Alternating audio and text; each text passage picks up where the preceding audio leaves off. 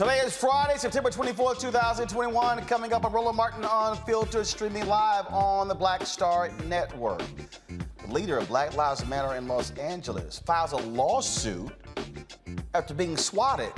The next day, she gets swatted again. We'll talk with Melina Abdullah right here on the show. The Haitian migrants have been cleared from their makeshift compound in Del Rio, Texas. We'll give you the latest. We finally hear what President Joe Biden thinks about the Haitian migrants that trekked thousands of miles, ending up there in Del Rio.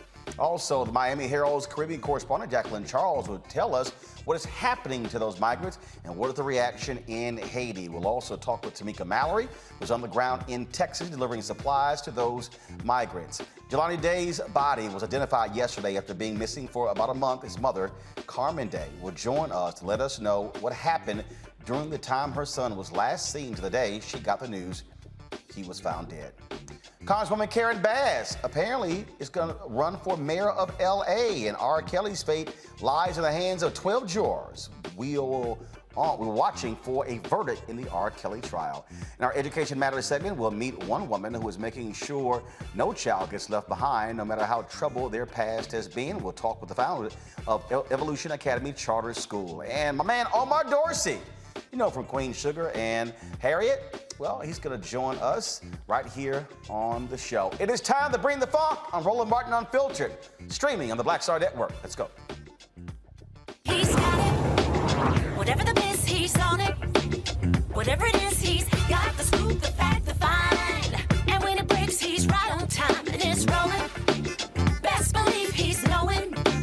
Putting it down from sports to news to politics. With entertainment just for kicks, he's rolling.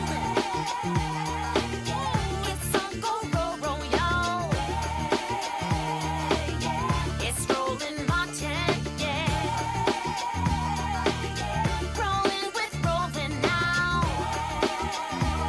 He's funk, he's fresh, he's real, the best, you know he's Roland Martin now.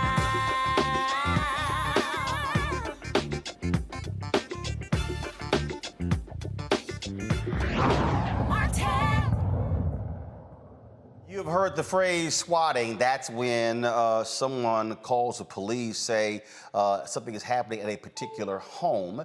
Cops show up. Nothing actually is there. It's actually a false alarm. Folks, swatting can lead to death. That has happened in other cases across the country. Well, Melina Abdullah, of course, has been experiencing that. She leads Black Lives Matter in Los Angeles. She filed a lawsuit against, as a result of that. What happened the next day? She got swatted again. She joins us right now. Melina, glad to have you back on the show. Unfortunately, in these circumstances, what happened? First of all, how often has this actually happened to you? I think you're muted. Check your audio. No, my audio. There we go. There we go. Is it on? Is it on? There we go. Okay, good. So it's happened twice. The first time was about a year ago, August of 2020. Myself and my 3 children were in my home, and police came with assault rifles, surrounded my home. There was a helicopter overhead, and I believe that LAPD knew what they were doing, and it was a form of an attempt to intimidate me and to shake me out of activism.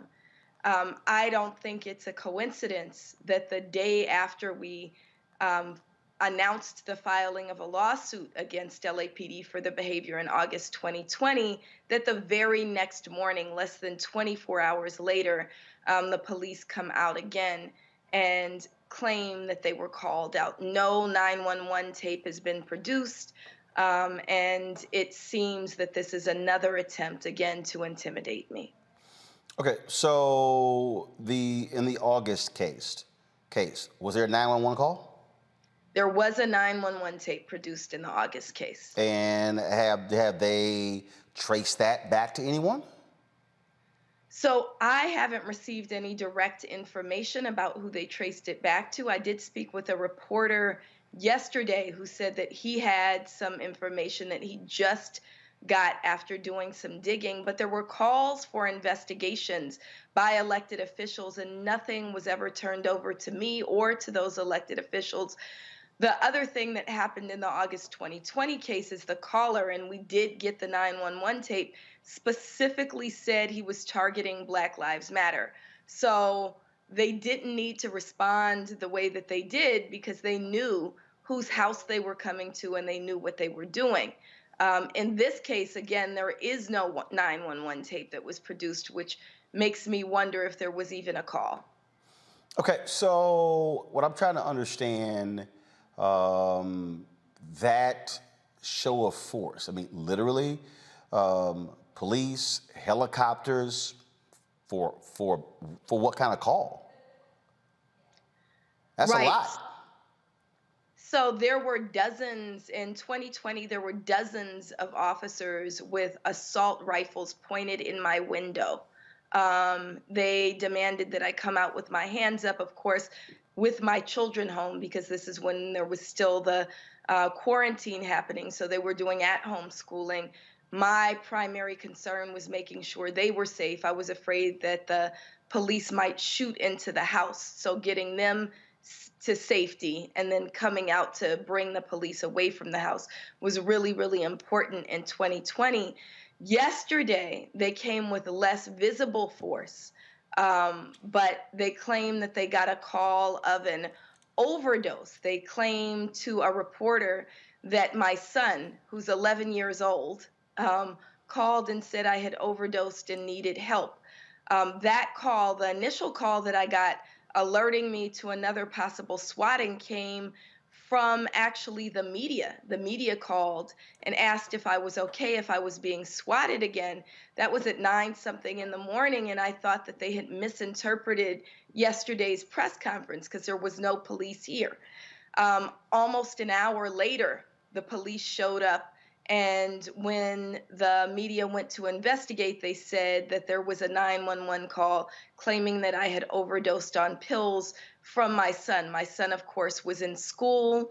He didn't call. But also the question comes, if you thought I had overdosed on pills, where is the ambulance? Where are the paramedics? And why would you take more than an hour to respond to that call? So again, it feels like retaliation for me daring to push back against last year's SWAT. Okay, wait. They said they got a call that there was an overdose and there was no ambulance that came with them? No ambulance, no paramedics.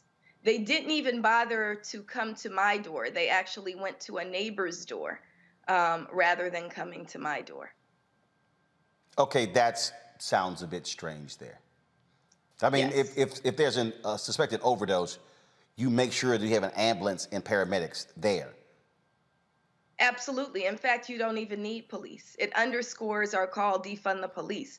If I overdosed on pills, I absolutely want an ambulance and paramedics. I don't need police coming. So again, this is why it feels like intimidation and retaliation for the filing of the lawsuit. All right, then. Melina, glad that you're safe. As I said, things have ended differently in some other cases where folks have been swatted. One man actually ended up having a heart attack, and someone else actually was killed as a result of being swatted. Yeah, it's absolutely traumatizing and could send you into panic, but you could also be shot. And so those are the things that we have to be aware of. And Roland, I really appreciate you for checking in on my well-being, and my neighbors and the media all checked on my well-being, and I really appreciate that. And it goes to prove that we keep a safe, strong community is what keeps us safe. If this is an effort to intimidate us out of action, it didn't work. It just causes us to double down and do more work and really push for justice for our people. So again, thank you so much for checking on me. And let's make sure we all band together so that we can push back against these efforts to intimidate us. All right, Melina Abdullah, Black Lives Matter Los Angeles. We appreciate it. Thanks a lot. Thank you.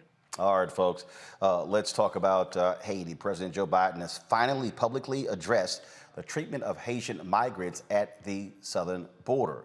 Biden vowed there would be consequences for the actions displayed in Del Rio, Texas. You said on the campaign trail that you were going to restore the moral standing of the U.S., that you were going to immediately end Trump's assault on the dignity of immigrant communities. Given what we saw at the border this Next week, guest. have you failed in that promise? And this is happening under your watch. Do you take responsibility for the chaos that's unfolding? Of course I take responsibility. I'm president, but it was horrible what to see, as you saw. To see people treated like they did, horses barely running them over, people being strapped, it's outrageous. I promise you those people will pay. They will be, there's an investigation underway now, and there will be consequences. There will be consequences. It's an embarrassment, but it's beyond an embarrassment. It's dangerous, it's wrong. It sends the wrong message around the world. It sends the wrong message at home. It's simply not who we are. Vice President Kamala Harris also weighed in during her appearance today on The View.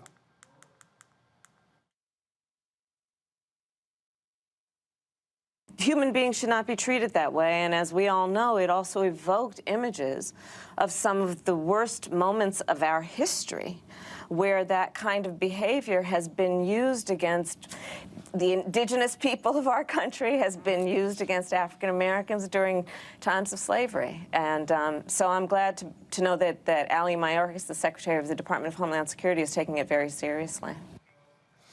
Now, the reporter who shot the photos claims he did not see the border agents swinging those horse reins at anyone, that his photos are being misinterpreted. Oh, conservatives have been jumping at that, saying these officers should be reinstated and there should be an apology.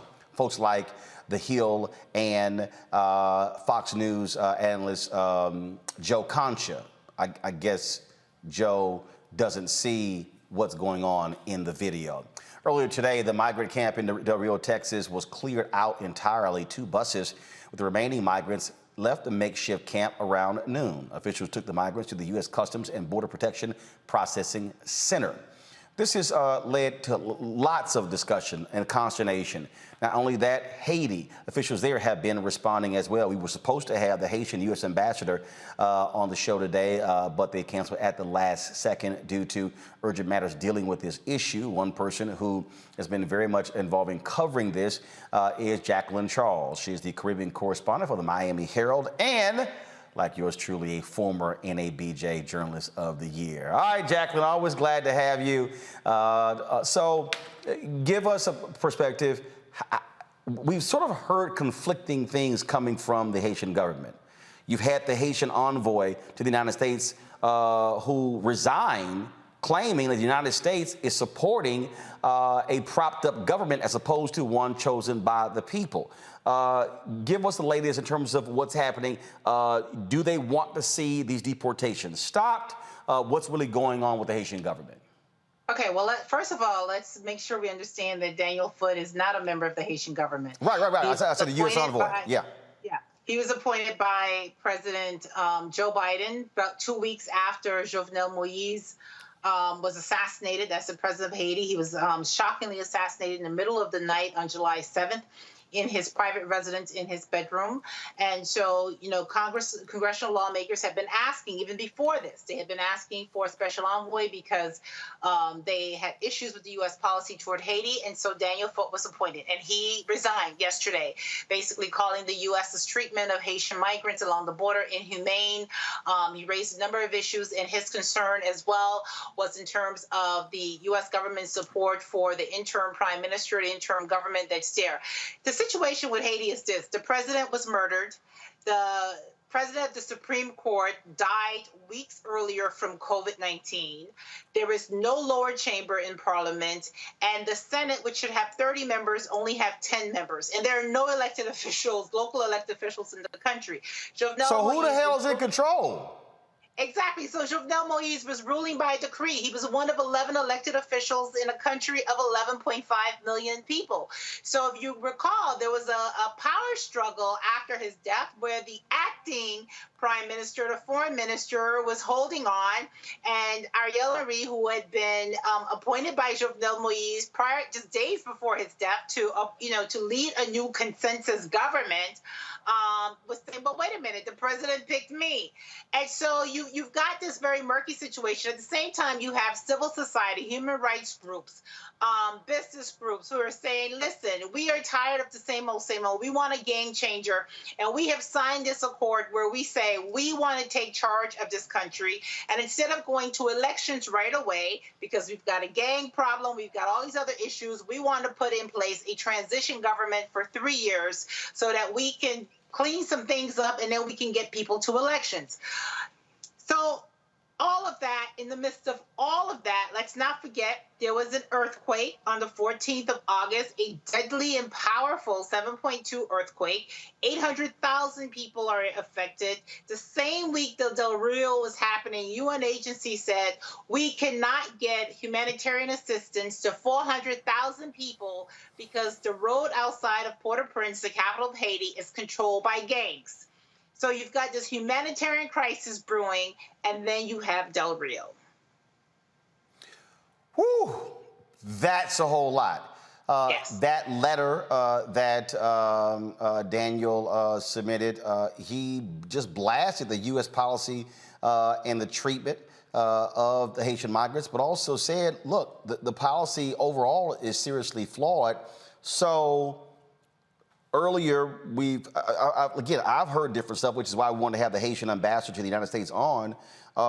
Are Haitian leaders, whoever they are they saying halt the deportations? Sure, bring them here. What's the official position, if there is one, of the Haitian government?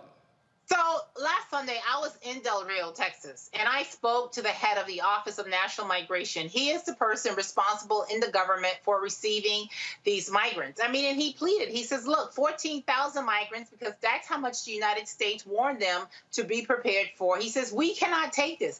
And he asked for, quote unquote, a moratorium, a humanitarian moratorium on these migrants. The reality is this, is that government after government in Haiti, they are not going to reject the return of a Haitian national. Once you are a Haitian national, you are a Haitian national.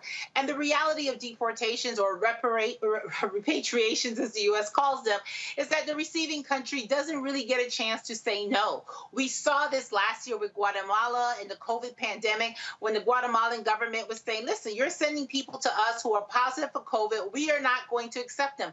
And the U.S. pushed and pushed, and guess what? Today, Guatemala is receiving deportation flights. So this is the issue. So today, Secretary Mayorkas said that $5 million plus has been given to USAID to assist with the repatriation of individuals. There have already been 22 flights. Over 2,000 people have been sent back. Has that money arrived in Haiti? Is it going to arrive in time to assist these people? All of that is unclear. The reality is that you have a country in turmoil. You named a crisis, it exists. Today I was told there are at least a half dozen people who were kidnapped. Those are the cases that we know about. You've got gang violence. You have a humanitarian crisis with the earthquake and even outside of the earthquake. And you have people who left Haiti after the 2010 earthquake. Why? Because the promise that the United States gave, which was to build back better this country, it did not materialize. So they left. They went to Brazil. They went to Chile. And after things started to turn there, especially with COVID and the economy, what did they do? They picked up their kids. They picked up their life belongings in backpacks, and they made a 7,000-mile trek through the jungles of South America. Many people who did that did not survive. They were killed. They died. It's a very dangerous terrain. And eventually they made it to Mexico. I was on the border. I was in Mexico. I was in Del Rio. I spoke to the migrants. They tell me that it was word of mouth. People said, hey, Del Rio is open, and they went to the border. And even after they arrive in Haiti, they are still having a hard time to understand what exactly happened. How did I get back here? But I thought the border was open, and the border is not open. So here you have the United States deporting folks back, and deporting them back to what? I mean, that is just, I mean, what you are describing is utter chaos, sheer madness, sort of like who's on first, who the hell's in charge. And so I can only imagine getting deported back, and you get dropped off, and it's like, what the hell is going on? I mean, you have a government, and you have a government that is in charge, but it's not a government that is, that's been elected, and it's not a government that has cash. This is a cash-strapped country. Trying to figure out, how do we create this road to get to elections so that you have an elected government so that you can hold people accountable. But what Haiti, and even Daniel Foot was saying, is that the conditions in Haiti are just not there to hold elections. There's a serious problem with insecurity, with armed gangs. How, if you are running for office, where do you go to campaign? How do you campaign in an area that's controlled by gangs? So this is the reality that you have. And now what has happened in terms of the U.S. response with the special envoy and what is happening, you look at the current, government that's there, and you're saying, but wait a minute, they're being attacked from the left, they're being attacked from the right, and honestly, if this thing all falls apart, I'm not exactly sure what tomorrow will look like. So it's a very delicate situation in Haiti right now. And to be sending these people back, what advocates are saying is that it's not the proper thing to do. It's going to add more strain. And, despite the fact that the U.S. said to us repeatedly that they were going to make efforts to see if Chile and Brazil can accept some of these people who are willing to return, because some of them have legal residency in those countries. As journalists, we have not seen any evidence of that. So far, it looks like everybody has been returned back to Haiti. So you were in Del Rio. Where are you now? Are you in the States? Are you there? Are you in Haiti? Are you somewhere else? Oh my God, I was a month in Haiti, 3 weeks in Haiti, and then I was in Del Rio. I'm back in Miami. One of the first, and I also went to Acuña, Ciudad Acuña in Mexico on the Mexican side, where I talked to migrants who had left the camp because they started to receive word of the deportations. But one of the frustrations for journalists in Del Rio before they emptied this camp is we were not allowed access. We were not allowed in, so we couldn't go in. We couldn't really see what the conditions were. We couldn't talk to the people. So whatever information we were getting outside of the few drone footages or videos that people were sending out and it made its way on Haitian social media platforms, we were basically just taking authority words. And if you recall, there's been a lot of discussions and debate about the conditions under which, people were subjected to in those camps, in that camp.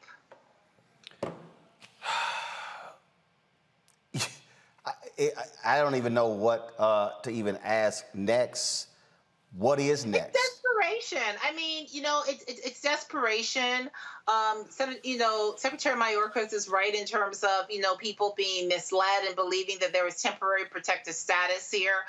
The Biden administration is in a difficult position. On the one hand, they're trying to get, comprehensive humanitarian reform in, but then on the other hand, you have this rush to the border. And of course, we have that photo. We have the images. I saw somebody put the video today, and, when I looked at that video, I was just, my mouth dropped open. And let me say this, for African Americans, that picture took us back to the slave patrols. But for Haitians, it was a much more recent. It was a reminder of the double standard that has existed in U.S. immigration policy toward Haitian migrants, where Haitian migrants are often considered economic migrants, regardless of what's happening in their homes, that, there were 60,000 of them in Guantanamo Bay, when we had a policy called wet foot, dry foot, so that when Cubans came to the U.S. and they touched soil, 1 year and 1 day, they were allowed to apply for residency. But Haitians and other migrants who were caught at sea were returned to their countries of origin. And so that is where it hit them. And there was a line that I had in my story when I said, it doesn't matter if it was ropes or if it rains, whether that migrant was struck. I mean, as cliche as it sounds, a picture speaks 1,000 words. And that is how the community, the Haitian community, received that. That is how they view that photo and the video of that Border Patrol officer and that Haitian migrant. Well, I'm glad you were there to break it down for us, Jacqueline. It is a whole lot to take in. And again, I mean, as you say, stuck between a rock and a hard place. But the first thing is the Biden administration stopped the mistreatment. Look, there's a way to actually handle the processing of people. And so we certainly see what happens next. And my God, hopefully the Haitians can just get a break. Because, as you said, president been assassinated. Frankly, the way it reads, like an inside job. Earthquake as well. Now this is just one thing. And of course, dealing with the hurricane, it's just one thing after another that keeps just hitting the country of Haiti. Yeah, thank you, Roland. Jacqueline, thanks a lot. I appreciate it. Great job. Thank you. I was talking about panel, Julianne Marveau, Dean, College of Ethnic Studies, California State University, Los Angeles. Michael Imhotep hosts the African History Network show. Kelly Bethea, communications strategist. Julianne, to sit there and listen to what Jacqueline just laid out there, I mean, my God, it's just one massive headache after another, one crisis after another. You're absolutely right, Roland. It's blood curdling to see that photo of this man on a horse. We've seen folks on horses going after people before, but the sister from the Miami Herald broke it down. It's not just the vestiges of enslavement. It is the way that we do immigration policy towards Black people. And let's just say Black people. Let's stop saying people of color when we're talking about that. We're talking about Haitians. Sometimes we're talking about Africans. Everybody is not treated the same way. And for people to be treated as less than human is disgusting, while we have an administration who's running around on a human rights tip, talking about human rights here and there. Look, we're taking in thousands of people from Afghanistan, and I'm not hating on them. I'm just saying the same kind of accommodations need to be made for people from Haiti. That's it. I mean, we show that, look at that. We show that we have the capacity to absorb when we want to. But what we don't want to absorb, apparently, are these Black people who legitimately, if they heard the border was open, it's not just that they heard it, you just can't do that. I mean, it is more repugnant than anything that I've ever envisioned. But just from an economic perspective as well, let's look at the many ways that Haiti can't compete without help. What ended up happening is Haiti had to pay France money. We should never, ever forget that. Haiti had to pay France money, and that was a drain on their economy. As we know, these kind of drains are multi-generational. And so when we talk about Haiti, we have to talk about the whole ugly history and the fact that white people were so mad that Black people beat Napoleon that they've been punishing Haiti ever since. Kelly, that news conference finally to hear from President Joe Biden. He had been under intense pressure to do so. Vice President Kamala Harris had already commented, and so that needed to happen. He needed to speak. He absolutely needed to speak, but I can't help but to agree with Dr. Malveaux on this one. The first thought that came in my head is that if these migrants were lighter than a paper bag, we would not be having this issue. There would not be a bottlenecking at the border because the border would be wide open to take in these refugees, and that's what they would be calling them. Not migrants, not illegals, not any other derogatory term for a human being. They would have been open and welcomed to the United States. If Haiti had oil and diamonds, we would not be having this issue. If Haiti were, not such a pariah against white supremacy, we would not be having this issue. Regarding the economy, like Dr. Malveaux said, while Haiti did have to give most of its worth to France for years, the United States is the main economic partner of Haiti. Haiti's exports are, I want to say, between 70 and 80% go to the United States.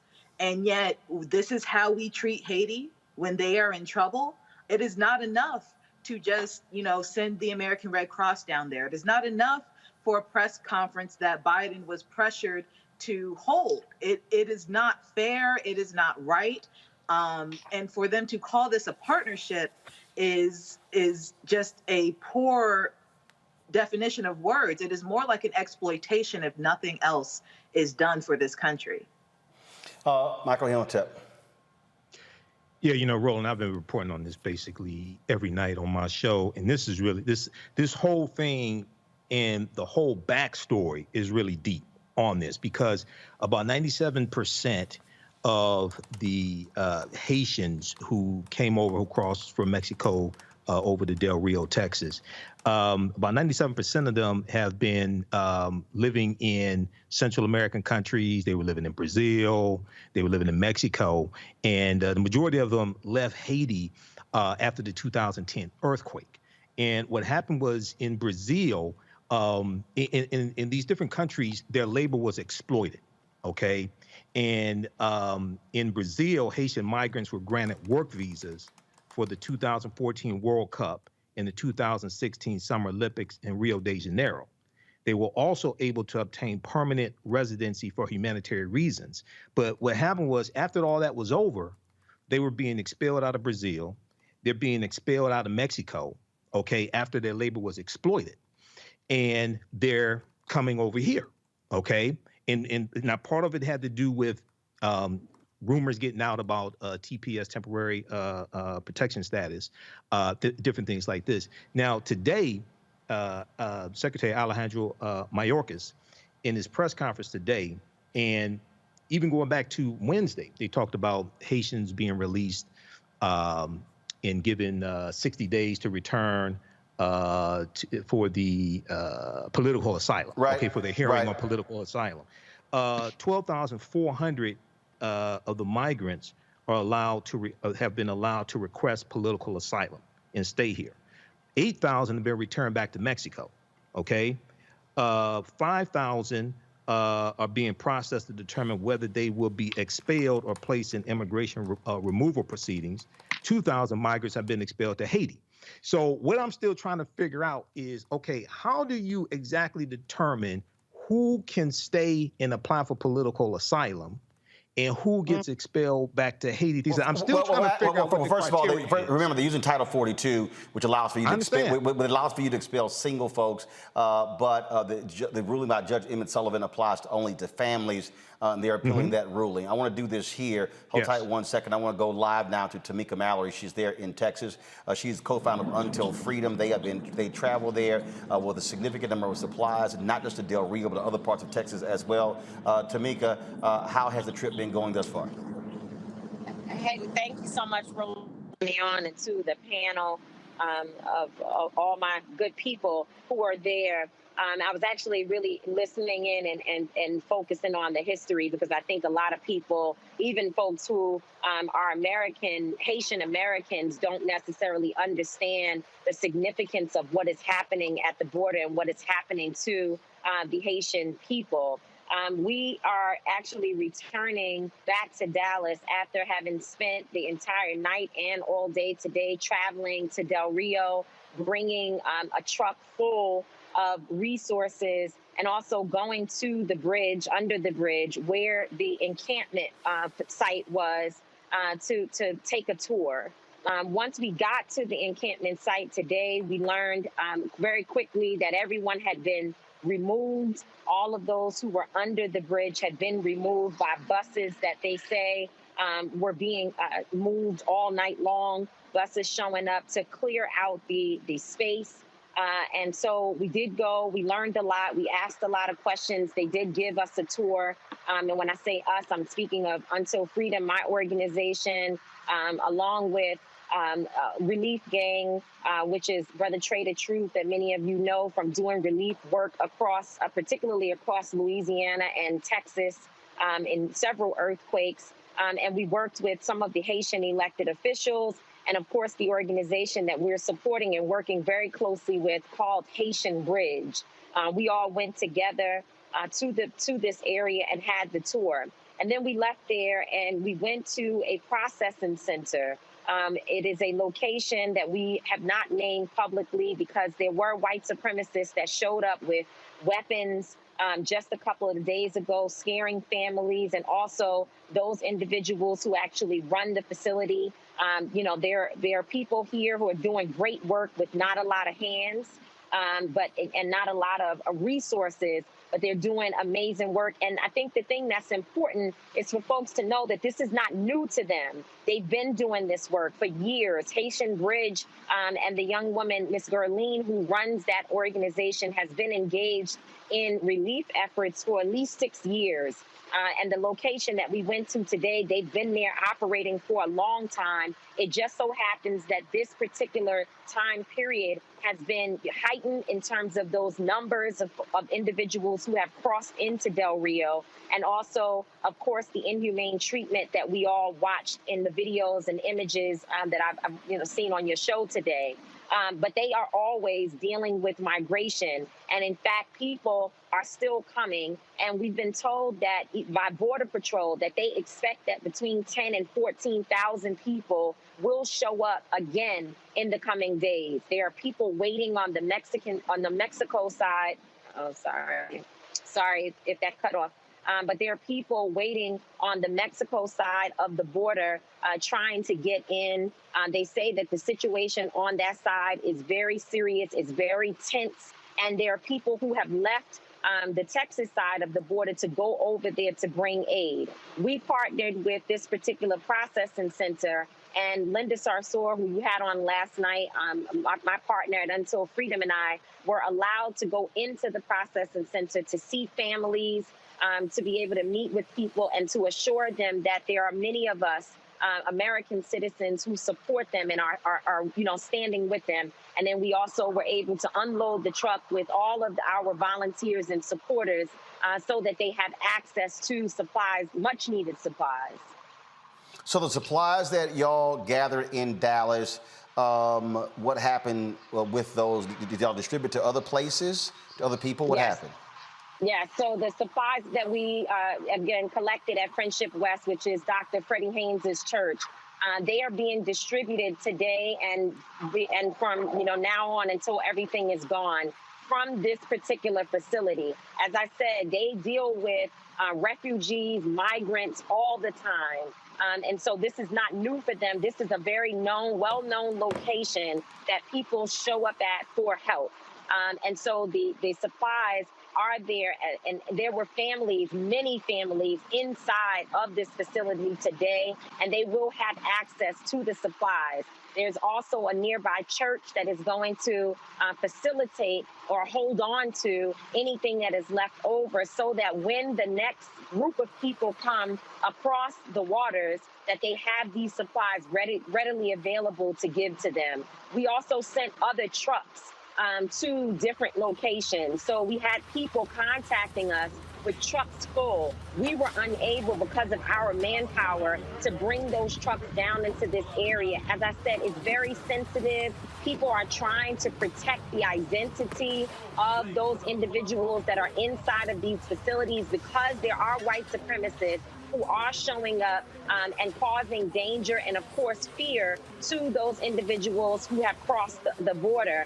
And therefore, they do not want to make pomp and circumstance with lots of people and cameras. And so we were trying to adhere to that. And therefore, we sent trucks to Houston, which is where an ICE facility is located that people have been going to, and they will be released from those facilities. What we learned under the bridge today is that from that facility, from that holding place, that encampment site, there is no, thank you, someone back here helping with sound, Attorney Angelo Pinto. But from underneath the bridge, there is no deportation happening from that bridge particularly. There's also no COVID testing, no ability to quarantine.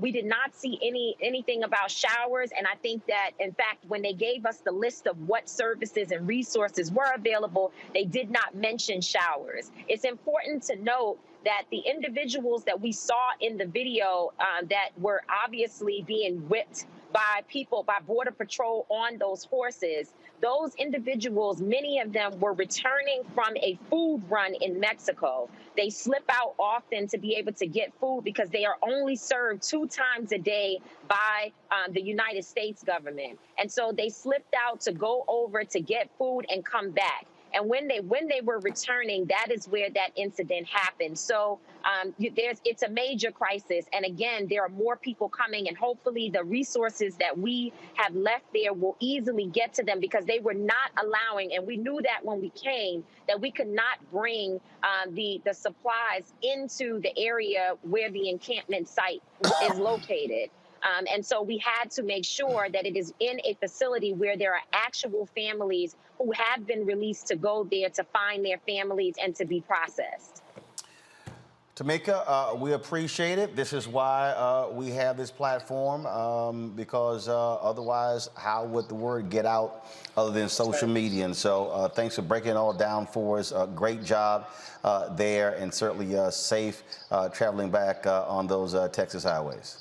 Thank you so much. Thank you. Love you much, Roland. Thank you. Love you as well. Folks, Pastor Freddie Haynes, you heard Tamika mention Reverend Dr. Frederick Haynes, pastor of Friendship West Baptist Church in Dallas. He was in Del Rio yesterday. If you saw that video with Reverend Al Sharpton when he was being heckled, Pastor Haynes was standing right next to him. This is what he had to say last night about what he saw in Del Rio. This is from the Until Freedom video that they shot. So we are out here at Friendship West Baptist Church Can't miss out on that Black Lives Matter. That's how you know this beautiful place. Dr. Haynes, this is Angelo Pinto, co-founder of Until Freedom. Dallas showed up. Showed up and showed out. We got word out last night that y'all were coming to do what y'all do.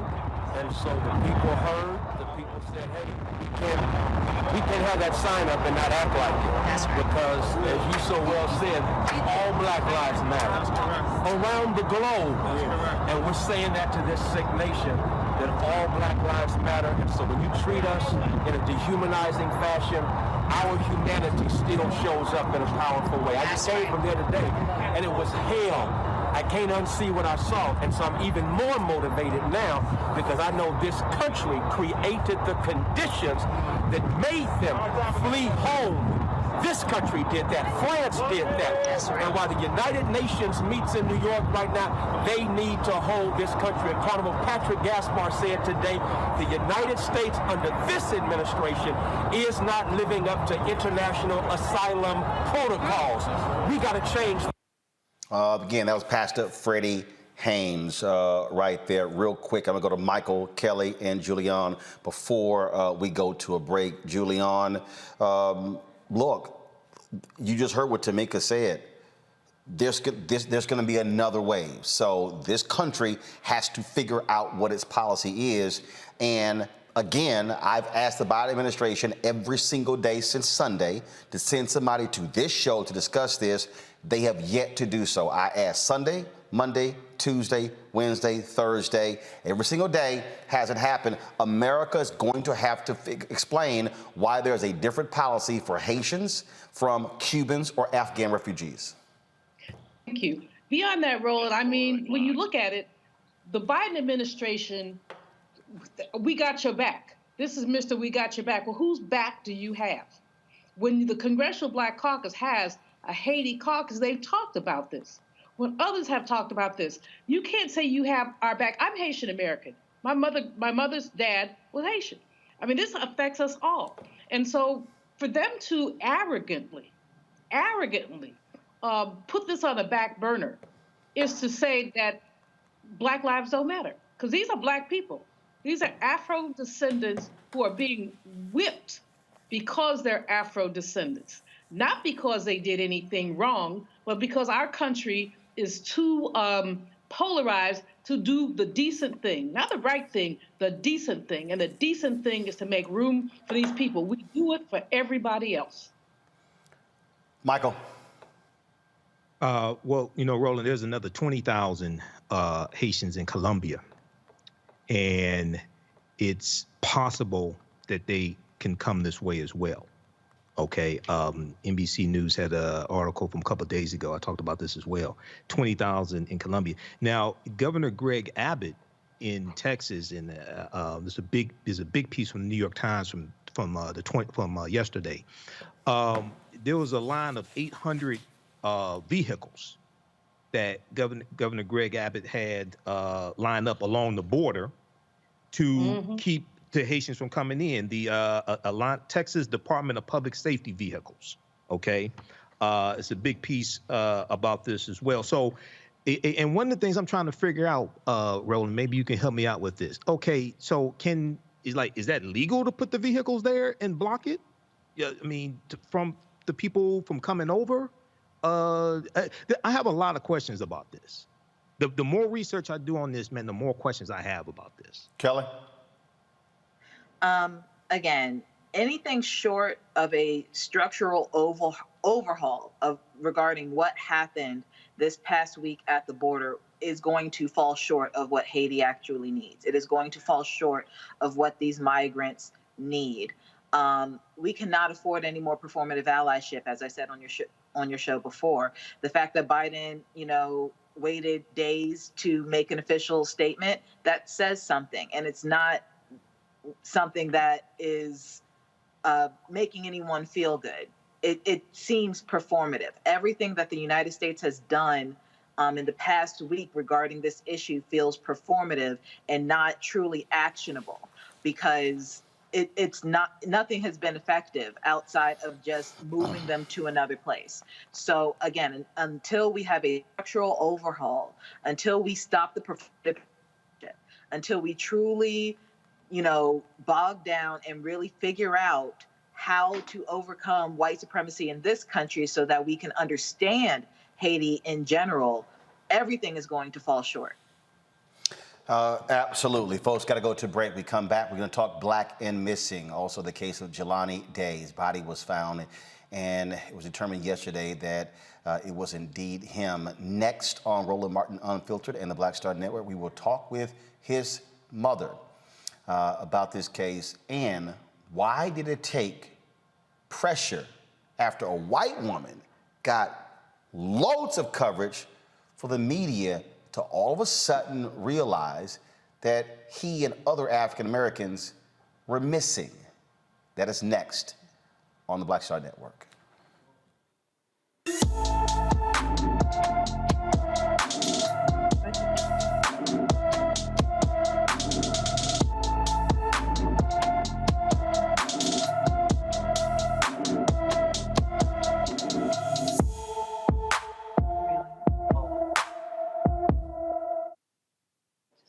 People our age have lost the ability to focus the discipline on the art of organizing. The challenges, there's so many of them and they're complex, and we need to be moving to address them. But I'm able to say, watch out, Tiffany, I know this road. That is so freaking dope.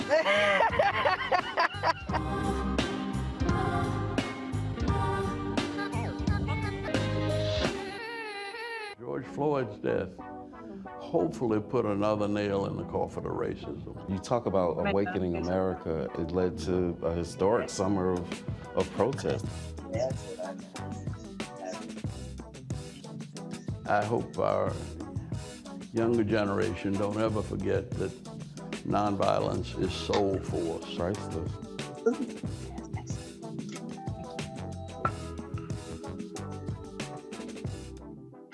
I'm Bill Duke. This is Diala Riddle, and you're watching Roland Martin, Unfiltered.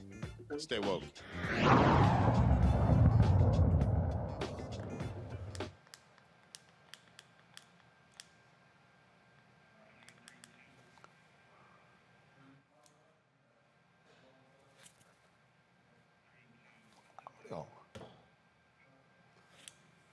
Folks, we have seen the past week, all of a sudden, lots of attention focused on black folks who are missing. Why? Because mainstream media got criticized on this very issue. All of a sudden, the major networks start, oh, what's going on? We got to sit here and cover African Americans. One of the folks who's been missing for a little over a month was Jelani Day. A student at Illinois State University disappeared on August 24th. It was reported missing on August 25th. Yesterday, of course, we had to give the sad news that his body was found in the Illinois River. Joining us right now on the show is Jelani's mother, who, and I can only imagine how difficult this is, having to spend the past month wondering where her son is. Carmen Day joins us right now. First and foremost, Carmen, certainly our condolences for this very difficult news. First and foremost, it had to be aggravating and frustrating to watch networks send reporters to Denver, to Florida, to New York, to all over America, covering the case of this missing white woman whose body was found. And I'm not diminishing at all that story, but the resources that was put into that. And you and others were going, hey, can someone explain to me what happened to my son? I don't even think the word is frustrating.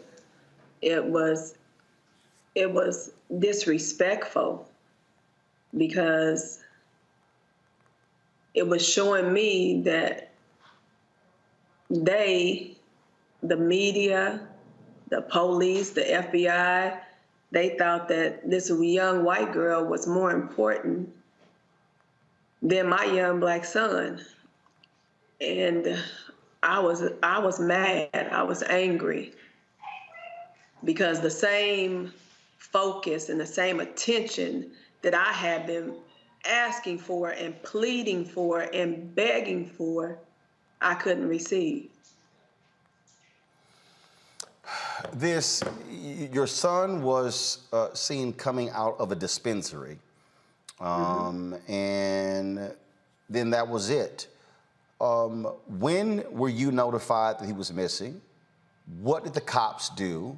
Was there a real investigation? Was there an actual search for him? I found out he was missing on Wednesday evening, which would have been the 25th.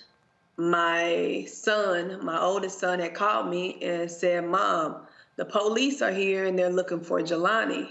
And I was like, "Looking for Jelani for what?" He said, "The police want to know, have you talked to Jelani?" I was like, "Yeah, I just talked to Jelani." On that particular day, I thought I had talked to Jelani on that Tuesday. But as I scrolled through my phone, I realized I hadn't spoken to Jelani since Monday. And I guess the reason I thought I had spoken to Jelani on Tuesday, because on Monday, Jelani had called me so much that I thought I had talked to him on Tuesday. So Wednesday, when I got off of work and DeAndre called me and told me that the police were looking for Jelani, I immediately hung up from DeAndre and I was calling Jelani's phone. Well, his phone went straight to voicemail, which at first didn't alarm me because Jelani's been known to put his phone on Do Not Disturb. But when he does that, I fussed at him so much that Jelani calls me right back just like that. Well, on this day, I didn't get a call back. So I texted him and I was like, "Call me ASAP." And I did not hear anything from him. So then my oldest son said, "Mom, I'm gonna go to Bloomington." Well, the police had came to my home, which is in Danville, Illinois, and I was 2 hours away. So DeAndre drove to Bloomington. In the meantime, I got more insight and information as to how or who came up with the fact that Jelani was missing. So it was this professor who had called. So I got her number and I called her.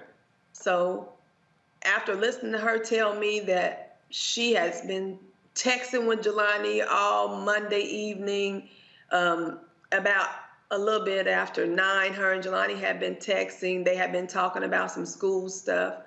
And Jelani was supposed to meet with her that Tuesday because she said there was something that he had to get done for me. She said that he didn't show up on Tuesday. Then he didn't show up for his class on Wednesday. So she became worried and she called the Red and White. I guess it's some group on campus that checks on the students if you don't see them. At 1 o'clock that afternoon, and by 5 p.m. she hadn't heard from them. So she went to her chair and her chair contacted this group, and then the group told her that they had 24 hours to go look for Jelani. So instead of waiting the 24 hours, she said she contacted the police to do a wellness check on Jelani. So being that Jelani didn't list the apartment that we had purchased for him as his home address, the police ended up coming to my home in Danville because that was listed as his home address, which I'm grateful for because that gave me an alert that my child was missing. The police didn't let me know. I spoke to her. Then I spoke to this young girl, another white girl that was in Jelani's class that was upset, and she had contacted one of my daughter's friends and said that she hadn't heard from Jelani. So I contacted the young lady, wanted to know what her and Jelani relationship was, when was the last time she talked to him. My son by this time had gotten to Bloomington, went to Jelani's apartment. There was no sign of Jelani. I called the police officer back, told him to meet my son there. I ended up filing a missing persons report that night. The next morning, I got up early in the morning and checked the bank to see if Jelani's card had been swiped, and that's when I found out his card had purchased something at the Starbucks on Tuesday. I started doing my research then. I left Belleville, Illinois, and we went to Bloomington. I went to the Starbucks. I went to the school. I ended up speaking to the teacher in person, who then let me know. I found out that Jelani had actually been on the campus that Tuesday morning. At 6:50, he had logged in to the computers on campus, put in some notes because he had clinicals that day, and he had 2 patients that he needed to see. However, he didn't show up for clinicals or the patient. I also found out that at that point, that's all I knew at that point, that he had been to Starbucks, and I knew he had been there since 7 something in the morning. Moving forward, I later learned that the last ping on his phone was at 9:20. The detective that was then assigned to the case, let me back up because let's get to the part where how I got the detective. I called the professor because when I called the school to ask them if they had cameras, if they had seen my son, they kind of blew me off. It was like, okay, we'll get to it. So I called her because I'm like, okay, this is a faculty member, and maybe she can make some progress for me. So I had her check and see if we can get the cameras to look. When she called me back, she told me that the cameras had already been retrieved by the police. And that kind of puzzled me. I was like, what? Because I just reported him missing. I hadn't even told anyone that he had been to Starbucks.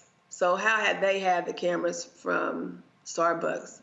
But I listened to her, and then she said that she knew somebody in the police department that was had some higher up authority, and they were going to get a detective on the case. And that is how I got a detective that day from her helping me. Got a detective that day. I spoke with the detective. I gave him everything that I knew.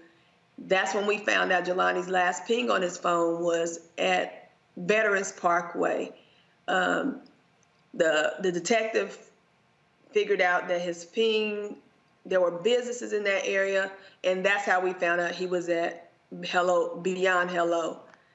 Then they retrieved the video of him leaving Beyond Hello, and I see that he had on shirts and a shorts, which means he had changed his clothes from when he was at Starbucks that morning, because that morning when I seen him, he had on his dress shirt and dress slacks and dress shoes as if he was prepared for school to go on to his interviews or his clinicals. Now I'm thinking, what deterred my son from taking care of his business? Because it had to be something. Somebody had to call him. He figured that he had to do something. So we requested video from campus. Initially, they just gave me the video footage of him being at Starbucks. After speaking with the detective and him checking with the school, they later monitor Jelani's swiping of his card and his movements around campus. We then obtained video. Jelani was actually on campus walking around. It looked like he was waiting for somebody or looking for somebody, and finally found out that he was waiting for the health center to open, because one of the things that he was supposed to meet this professor about that day was there was 2 parts that he needed to be done. He needed to get a TB test, and he had only completed one part of it. So he was getting that stuff done, and I'm assuming that when he went there, because nobody can remember speaking to him, but you do see him on the video, that they couldn't get in because it was by appointment only. Well, I'm still trying to understand this, and this is why I'm just totally confused here. He comes up missing. Mm-hmm. Do they trace his steps? Do they, I mean, first of all, do they initiate a search? What actually happened to try to find him? His mom, they discovered his car on the 25th, which was that Thursday evening. And they discovered his car where? In Peru, Illinois. His car was discovered in a wooded area in Peru, Illinois. And how far is Peru, Illinois from Bloomington? 60 miles from Bloomington. 60 miles. So he was last seen in Bloomington, and we have a map up right now. His wallet was found where was his car found the same place where his wallet was found? Not that I understand, no. And then his body is found in the Illinois River. Do you believe foul play was involved in the death of your son, and have they determined the cause of death? I definitely believe that foul play was involved. And no, they have not. The cause of his death is unknown at this time.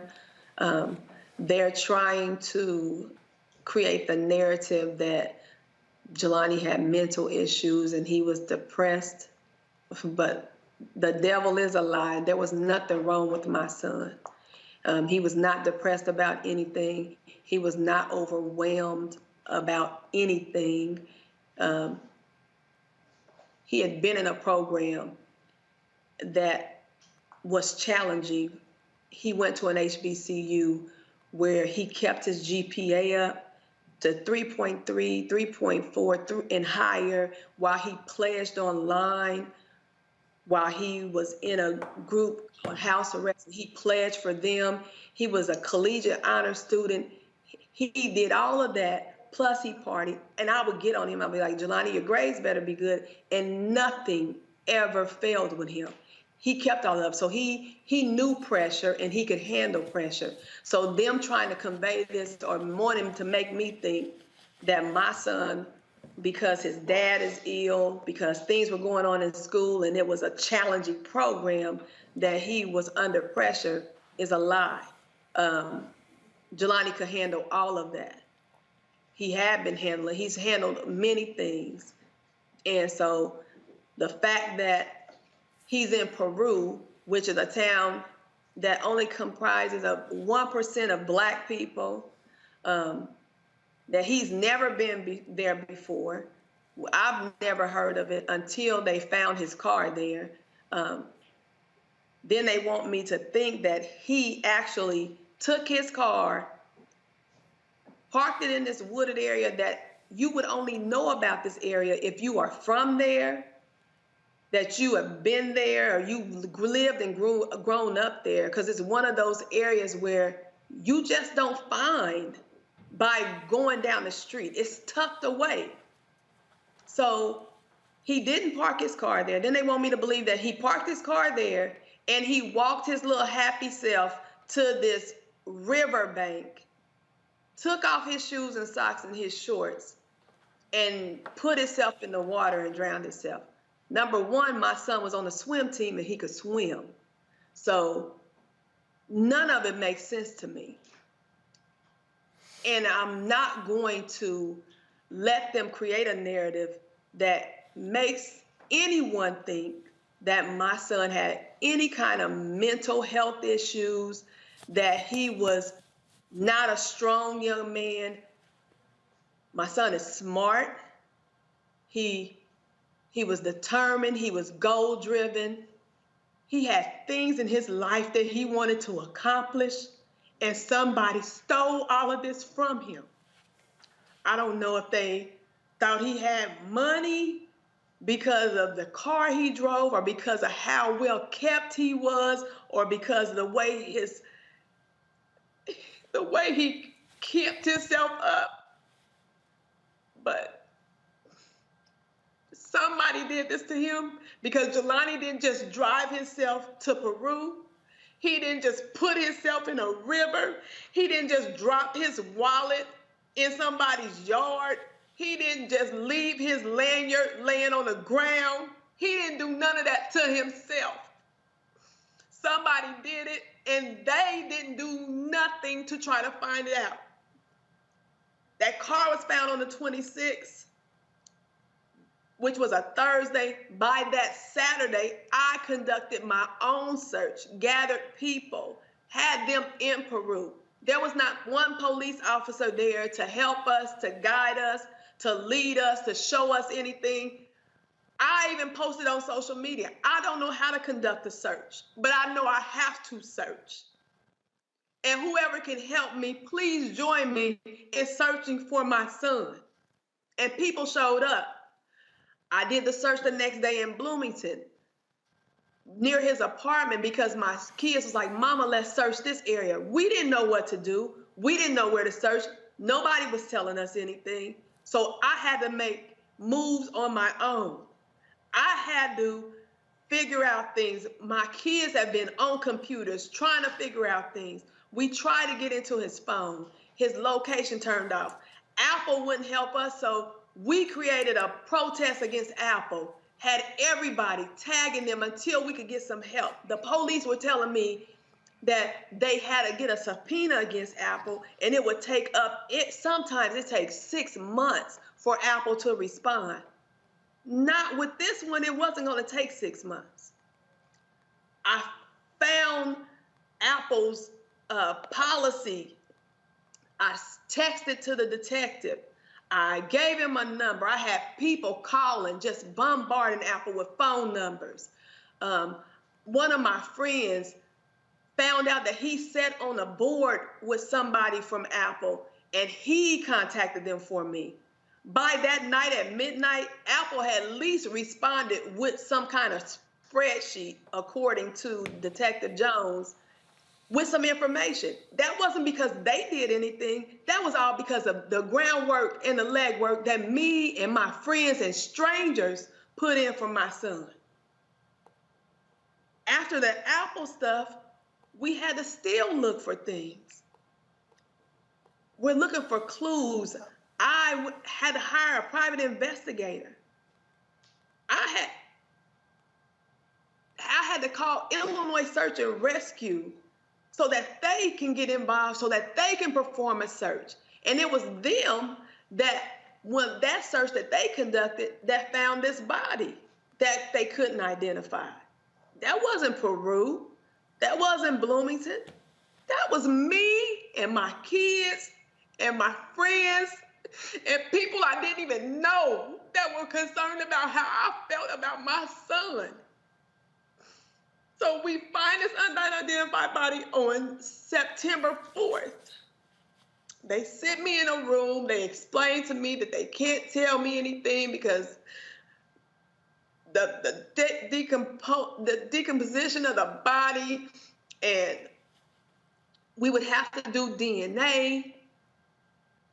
So you're saying you're saying his body was found September 4th? September 4th. It was found September 4th, and it wasn't until yesterday that they identified that that was indeed him. It wasn't until yesterday. So, and the only reason that I feel like that happened on yesterday was because of all this pressure that I've put on them. Mm-hmm. Because I've talked about how inept the police have been. I've talked about how they have not provided me any kind of information. I've talked about how they haven't helped me in any kind of way. So I didn't want them anymore to help me do anything. I need the FBI. I needed the same coverage that when I woke up one morning, I saw this white girl plastered everywhere. I saw everybody talking about her. I saw her all on social media, and her parents said they hadn't talked to her in 2 weeks before they reported her missing. I hadn't talked to my son in 1 day before I reported him missing, and I didn't get nothing. Not nothing. But she had the FBI, and they had people looking for her everywhere. And I sat there,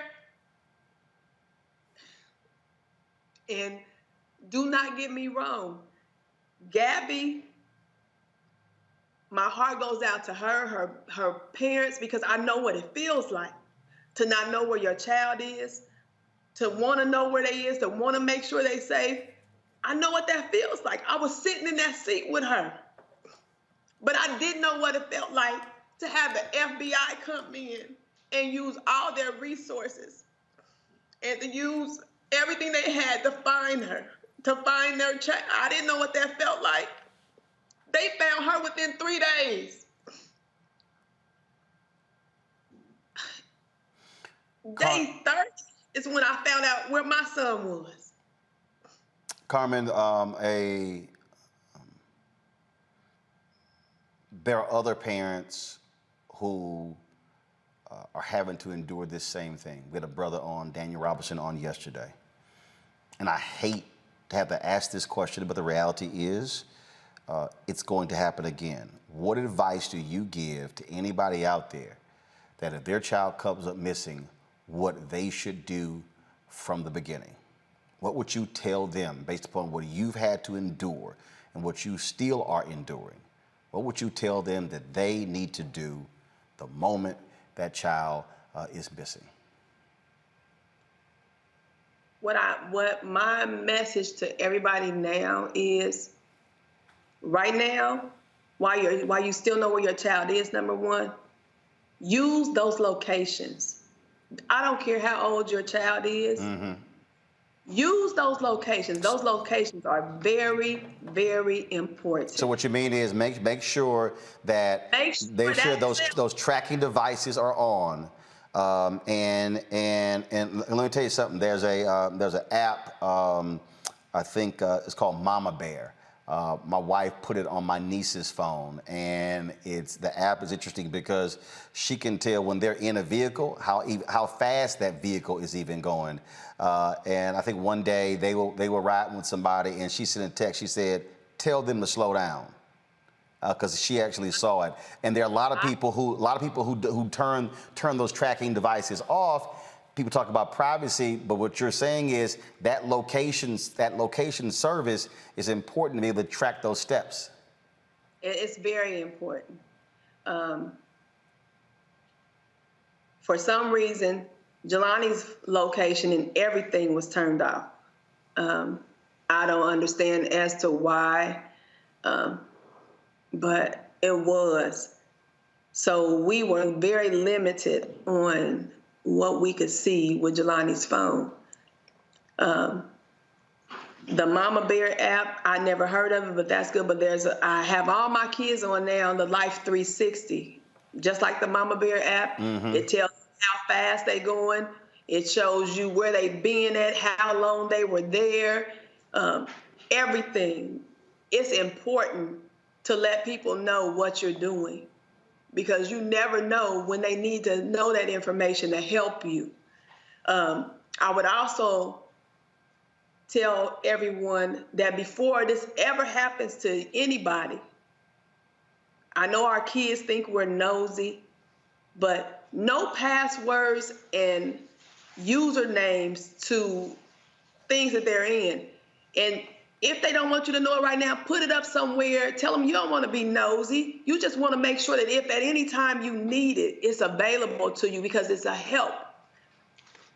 Those things can help you. But if it does happen to you, I would advise anyone, do not let up. Don't take no for an answer of anything. Do not let anyone tell you that we don't think that he's here. If you feel like that's where your child was, never let no one stop you. Follow your intuition. Follow your gut.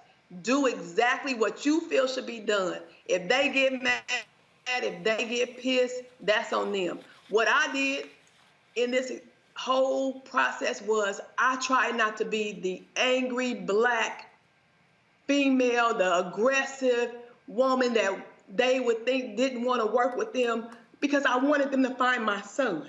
Mm-hmm. I should have been that same angry Black woman from the gate, because that's what put the fire under them to make them get off their butts and to make things happen. And they still didn't do it until I started talking negative about them. I had to get on here, had to get on news outlets, I had to get on media outlets and let everybody know that they wasn't doing their job, that my son wasn't getting what he deserved, that if you don't see the racial disparity because you see this white girl everywhere, and my black son who has been missing longer than her is not being found and not being helped, something is wrong with this picture. Indeed. But I promise you, and I mean this, Jelani did not die in vain. Not only whoever did this, I hope if they see me to always know I'm going to find out what happened to him. But Jelani's name will be remembered. Jelani is going to make a difference. My son is going to make a difference. He's going to help somebody else. This was not done in vain because my son told me that he wanted to do stuff to help people. His helping was to be a speech pathologist. But now he got a whole different movement. And since he spoke for other people and he's not here to speak for himself anymore, his mom will definitely be his voice. Carmen Day, we're so sorry that you have to endure this. It is never an easy thing for any parent to have to bury their children. We often hear this, that children are supposed to bury their parents. And hopefully, we will see a change in police departments and others where they will not blow off African Americans who come up missing, because it happens all too often. We appreciate you joining with us and sharing your story with us. And we're going to continue to do our part to ensure to highlight other African Americans because hopefully by using our medium on this show and Black Star Network and social media, that they united with their family. Thank you for allowing me to come on here and share my story. Now I just want them to do their job and find the answers. I need answers. I need to know what happened to Jelani. They are now, I requested that the state police come in and take over. I asked for the FBI, and I'm still asking for the FBI. They think they are pacifying me because the FBI behavioral analysis unit is involved, but all that means is they're analyzing my son and his mindset.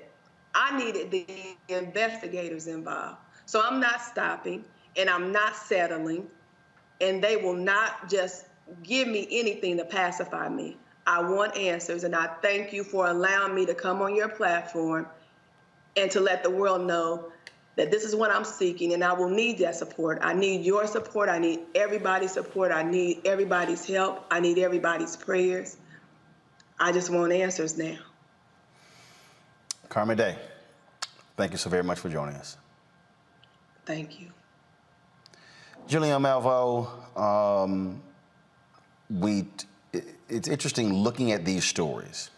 And I saw the Washington Post, the New York Times. I saw all these stories, and I'm sitting there going, y'all could cover black people missing, but you don't. So don't write a damn story about how people are angry about the inequity of coverage when all you gotta do is do it, but you don't. And if a white woman comes up missing, all of a sudden, you're all over it. Well, let's look at the resource allocation here, Roland. It really is quite obnoxious that the FBI, the police, all these people were involved. Her, whatever he was, fiance, whatever, he probably sitting in Europe chillaxing because no one got on this in time. But the resource allocation, imagine that Carmen could have gotten an eighth of the attention that this girl got. Imagine that she went to talk about Jelani, that someone would say, okay, let's take a look at this. But if they blonde and white, forget it. There have been so many cases. The runaway bride, they looked for her for days, and she was someplace hiding because she didn't want to get married. I mean, it shows us the invalidation of humanity. And quite frankly, this is why we have a Black Lives Matter movement, because people continually put Black life down. Now, the Washington Post, the New York Times, all these folks, they have something to pay because they've done the wrong thing, frankly. They have not followed up on these things. People come to them. This woman was tireless, was utterly tireless in pushing this. This could have been a story 3 weeks ago. I mean, the young man's body was found on September 4th. and it takes 20 days to get, or 19 days to get an ID because they're saying, well, the coroner's office is backed up. Well, they weren't backed up for Miss Thing, and I'm not diminishing her parents' pain, but because no parent should go through this. But there's so many Black parents. You know, another piece of this, Roland, is the number of missing Black children that we do nothing about in terms of investigation. And so we're basically just saying Black lives don't matter. Black kids don't matter. Black women don't matter, or Black men. And that's why people continue to basically protest. Again, I admire Carmen so much. She really did what she needed to do, but we need to do what we need to do. And so thank you, Roland, for the platform that you gave her. I was about to start crying myself. It's just a lot. Kelly, this clip has made the rounds as of late. This was at 2004 at the Unity Journalists of Color Convention, where there was a panel, and the late Gwen Ifill said this. I call it the missing white woman syndrome. If there's a missing white woman, we're going to cover that every day. It's true.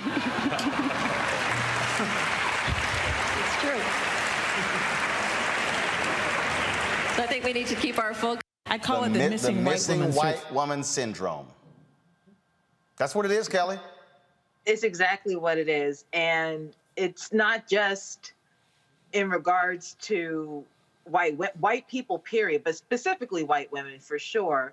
I'm sorry, I have to gather my thoughts because that interview was just incredibly powerful. It was very emotional for me. And like Dr. Malveaux, I was trying not to cry. But what I will say is this, based off of what Miss Day just said about her son and everything that she found out about the circumstances of his death, it is damn near evident that he was lynched.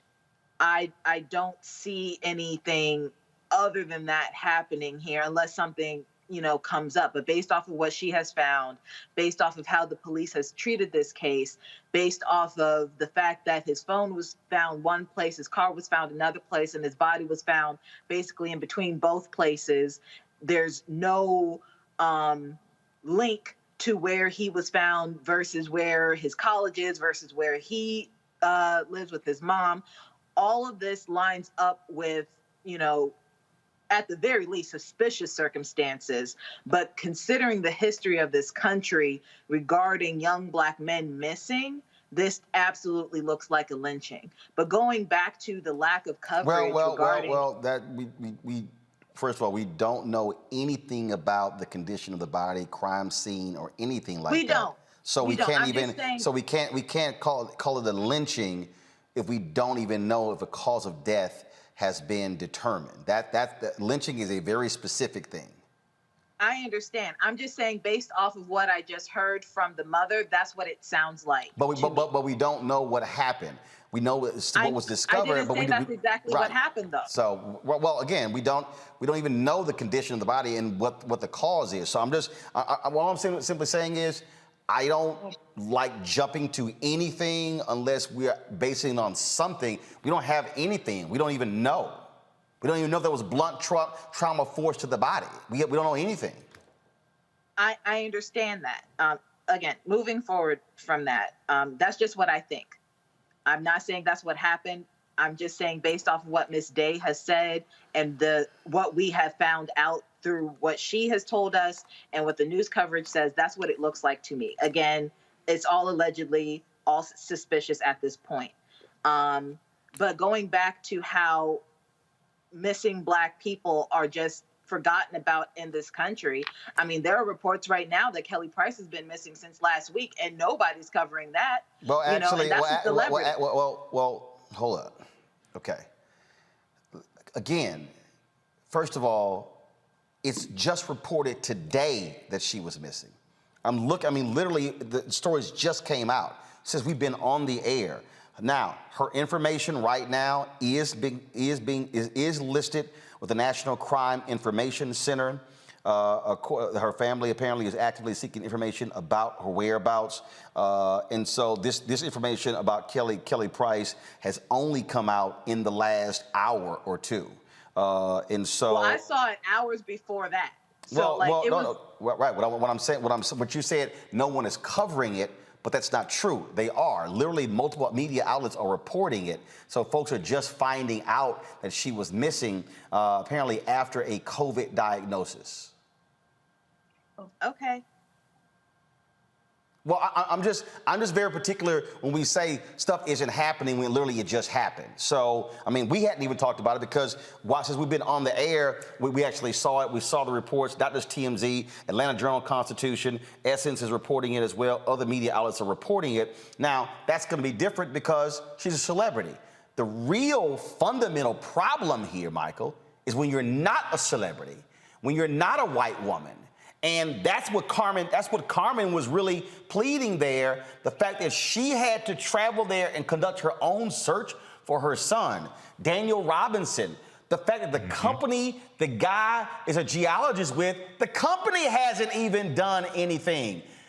These are parents. They aren't, as she said, they're not experts in search and rescue. Right. Yeah, Roland, first of all, this is one of the reasons why black media is so important. Black-owned, black-targeted media is so important, especially black-owned media, to get these stories out and to inform us on what's taking place. When we deal with the lack of coverage historically on missing African Americans and missing white woman syndrome is definitely what it is. You only protect what you respect. And this is what we have to understand. So the majority of the producers of these local news stations, of these cable news programs, the majority of the producers are white people. And they take an interest because— not the majority. The super majority. No. Right. Let's be real clear. Not the majority. Yeah. Majority is 51%. 80+% of the newsroom leaders in America, television, newspaper, digital, magazine, radio, are white men. Yes. 80+%. 90+% of all newsroom executives are white people. Yes. Go ahead. Yes. So when they see a Gabby Petito, when they see some other, especially a white woman, okay, that reminds them of their mother, their sister, their niece, things like this, right? So they automatically gravitate towards that, okay? And they want to get this information out. When it comes to us, because of white supremacy and racism, we're automatically devalued. But see, there's something else here as well. When you look at adultification bias when it comes to black girls, okay? Adultification bias deals with the stereotypes that have been attributed to African-American women. They also get projected onto black girls as well. And there was a study that came out recently. All people have to do is Google adultification bias. And it talked about how black girls are looked at as being as needing less protection. Black girls are looked at as knowing more about sex at younger ages, things like this. So all this comes together. So we have to keep pushing and keep fighting with the police, fighting for them to put the same resources into investigating us, because we pay our taxes as well. Yep. You know, that's taxpayer dollars that they're using. Well, look, remember the young brother, Charles, in Baton Rouge, Louisiana, gets picked up by a white woman and her son. They say, oh, he's probably at a football game. Mama's like, no, he's not. Boy's found dead, looking totally different than how he was picked up. And it was weeks before that white woman was actually arrested, and not even in his death, on suspicion. So same thing. You have, again, this disparate treatment of African Americans that we see. And so that has to change. And let's see if these media outlets change, because you know what? They've done it before. Last time it happened, oh, hey, why black people aren't being covered, and they go back to doing the exact same thing. And so what we're going to be doing, of course, we're going to be doing this here every single day. We've done this. We've had the Black and Missing Foundation on our show dating back to even my previous shows on many occasions. So we're going to be doing this every single day. We're going to feature right here on Roland Martin Unfiltered on the Black Star Network and put it on our social media. One of these cases of someone who is missing. And so this is the young lady today. Folks, go ahead and pull it up if we have the graphic. If we have the graphic. Okay, so let's pull it up. First of all, we have, Cathedral Jacobs, 5'3", 100 pounds. Hair color is brown, shoulder length. Eye color is brown. She was missing from Richmond, Virginia. She has a tattoo of a leaf on her right foot, animal paws on her right leg, flower on her right hand. Guys, I need information. When was she missing? What date and where? I need information. So I need to have that to know how long she's been missing. And also, when we put this graphic up, folks, I need a number, a place at the bottom where people can call if they have information. And so please, that's how we need to do this. So we need to have a number to every single, whatever that local jurisdiction is, the person who's missing, we need that phone number placed on the graphic so we can have that as well. So folks, if you have any information regarding Cathedral Jacobs, call the Richmond, Virginia Police Department. Got to go to a break. We come back, we'll talk Education Matters. We'll also talk with actor Omar Dorsey, and Congresswoman Karen Bass. Actually, I'll do this before we go to break. California Democratic Congresswoman Karen Bass is apparently planning to run for mayor of Los Angeles. Reports say the esteemed lawmaker may make her announcement as early as next week. She's a six-term congresswoman, born and raised in L.A., and has been politically active since an early age. Former Speaker of the House of the California legislature as well. You know, we had her on the show yesterday. Yeah, I did send her a text to ask if that's actually true, if she's running. Have not heard back from the Congresswoman. More on Roland Martin Unfiltered next on the Black Star Network. White supremacy ain't just about hurting black folk. Right. We got to deal with it. It's injustice. It's wrong. I do feel like in this generation, we've got to do more around being intentional in resolving conflict. You and I haven't always agreed. Yeah. But we agree on the big piece. Yeah. Our conflict is not about destruction. Conflict's going to happen.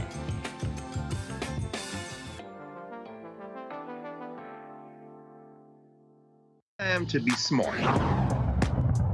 Roland Martin's doing this every day. Oh, no punches! Thank you, Roland Martin, for always giving voice to the issues. Look for Roland Martin in the whirlwind, to quote Marcus Garvey again. The video looks phenomenal, so I'm really excited to see it on my big screen. Support this man, Black media. He makes sure that our stories are told. See, this difference between Black Star Network and Black-owned media and something like CNN. I got to defer to the brilliance of Dr. Carr and to the brilliance of the Black Star Network. I am rolling with Roland all the way. Honored to be on a show that you own. A black man owns the show. Folks, Black Star Network is here. I'm real revolutionary right now. Roland was amazing on there. Stay black. I love y'all. I can't commend you enough about this platform that you've created for us to be able to share who we are, what we're doing in the world, and the impact that we're having. Let's be smart. Bring your eyeballs home. You can't be Black-owned media and be scared. You dig? Hey, I'm Donnie Simpson. What's up? I'm Lance Gross, and you're watching Roland Martin Unfiltered.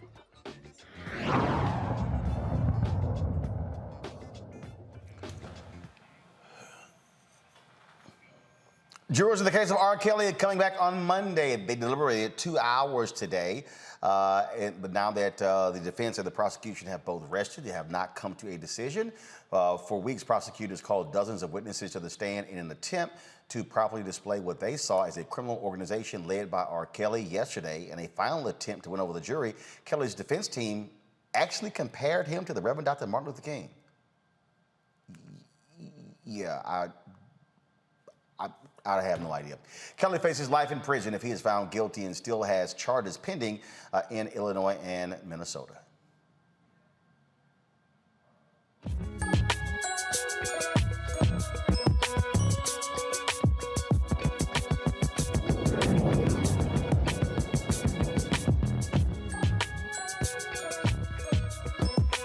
All right, folks, we have, of course, our Education Matters segment where we focus on issues that are important to our people. Now, you think about education, if you think about trying to get children caught up, trying to get them involved in going on to higher education, you got to have a school that actually cares. Well, my next guest leads Evolution Academy. They're a charter school that gives high school dropouts a second chance. Evolution Academy provides educational and career opportunities for at-risk youth. Was founded in 2002.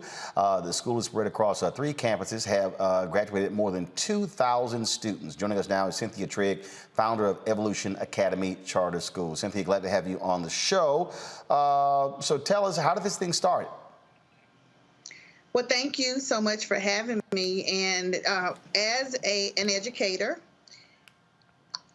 you take a look at students in your enrollment. I started out as a teacher in the Beaumont Independent School District, transitioned to Aldine ISD, and year after year, I noticed that students were starting out in the 9th grade, ending.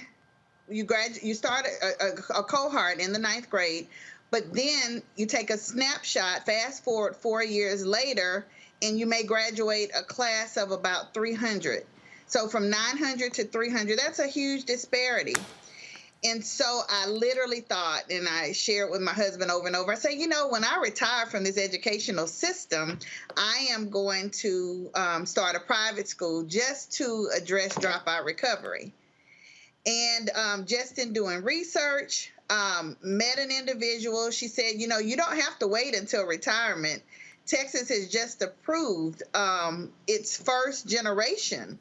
And so I began to do the research, the legwork, wrote a proposal to the state of Texas, went through a very grilling process, and we became the first, Generation 7 charter school that focused in on dropout recovery efforts. And so what students do, what are the grade levels you're taking? What are you taking? Is it just high school, or is it middle school to high school?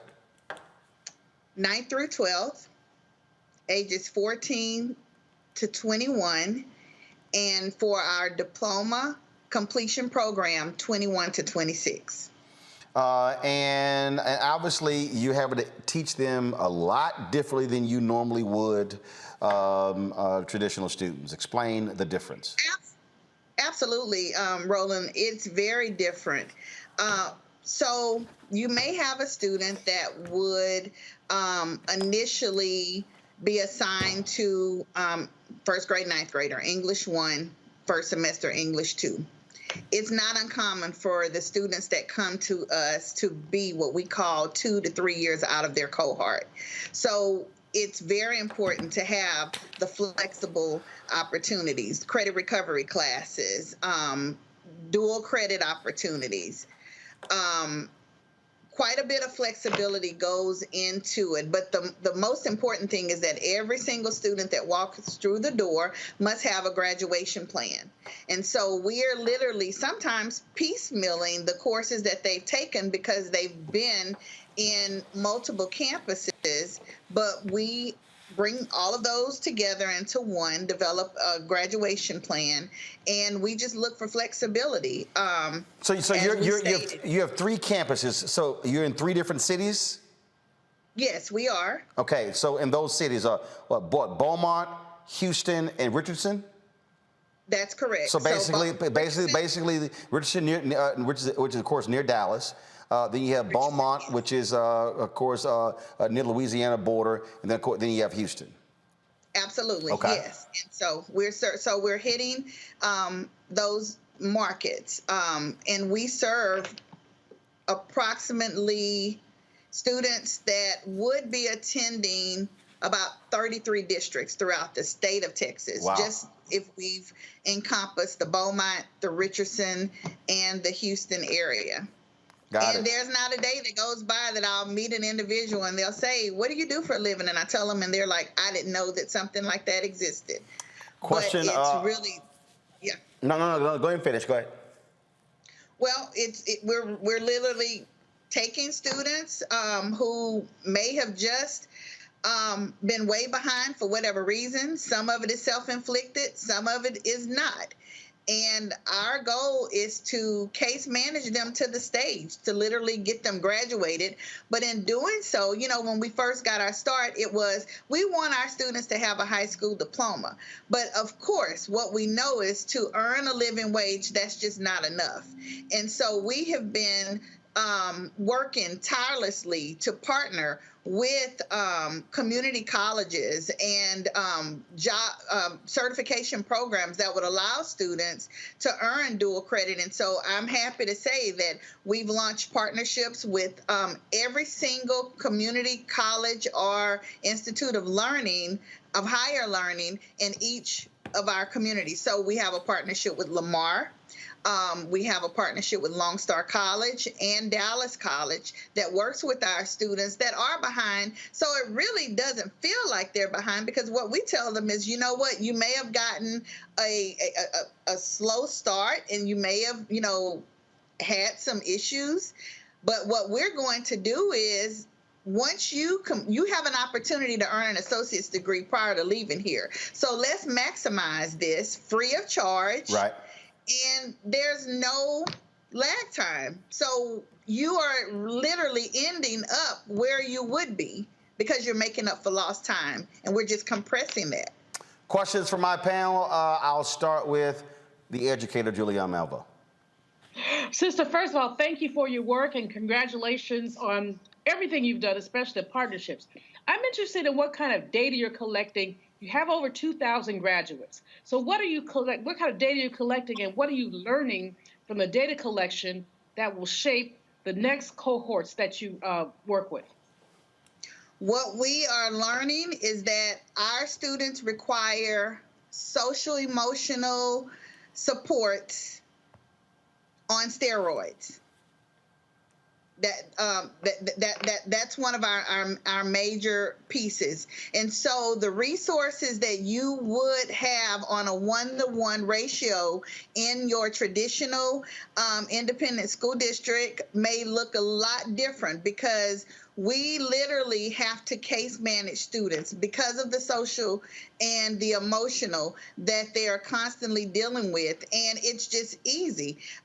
We have restorative justice practices. So it's just not, you don't get to just get suspended because you're not doing what you're supposed to. No, what we're going to do is we're bringing our in-house judicial system in. And so you might be adjudicated to counseling. You might be adjudicated to an after-school program where literally we'll have staff come and pick you up. So it's really changing your mindset about how you interact with students and moving it. It's moving the bar. And you said you were previously in the education system. With this one, you get to actually run and control the school. Yes, I started out as a teacher. I taught for 5 years. I then transitioned into administration, where I served as a principal, assistant principal. I've worked as an educational consultant with one of the 20 regional service centers that are that's assigned in Texas. And so I had an opportunity to work in multiple small, large, and middle school districts that really propelled and helped me in this 20-year journey that we've had. And then that coupled with an amazing staff, amazing group of educators that really did not sign up. Some teachers think, okay, I'm just going to teach my content, but we're very intentional with our staff and letting them know this is it's a nurturing environment. And so our students have individual learning plans, standard-based curriculum, and career and technology training is competencies is a must prior to leaving. 2 more questions. Kelly. Sure.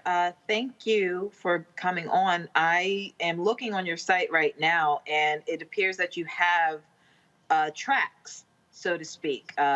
You have AV Tech and Comms coming soon, business admin, health sciences, and the like. I liken it almost to like trade school meets high school, and it, from what it appears to be, based off of what you just said as well, it's like a holistic rehabilitative center for those who want to get their lives back on track. So I guess my question is, what is success to you? And do you have any success stories out of the students? I'm sure you do. If you could share a couple of them, and also explain the tracks and where the tracks go for the students. Sure.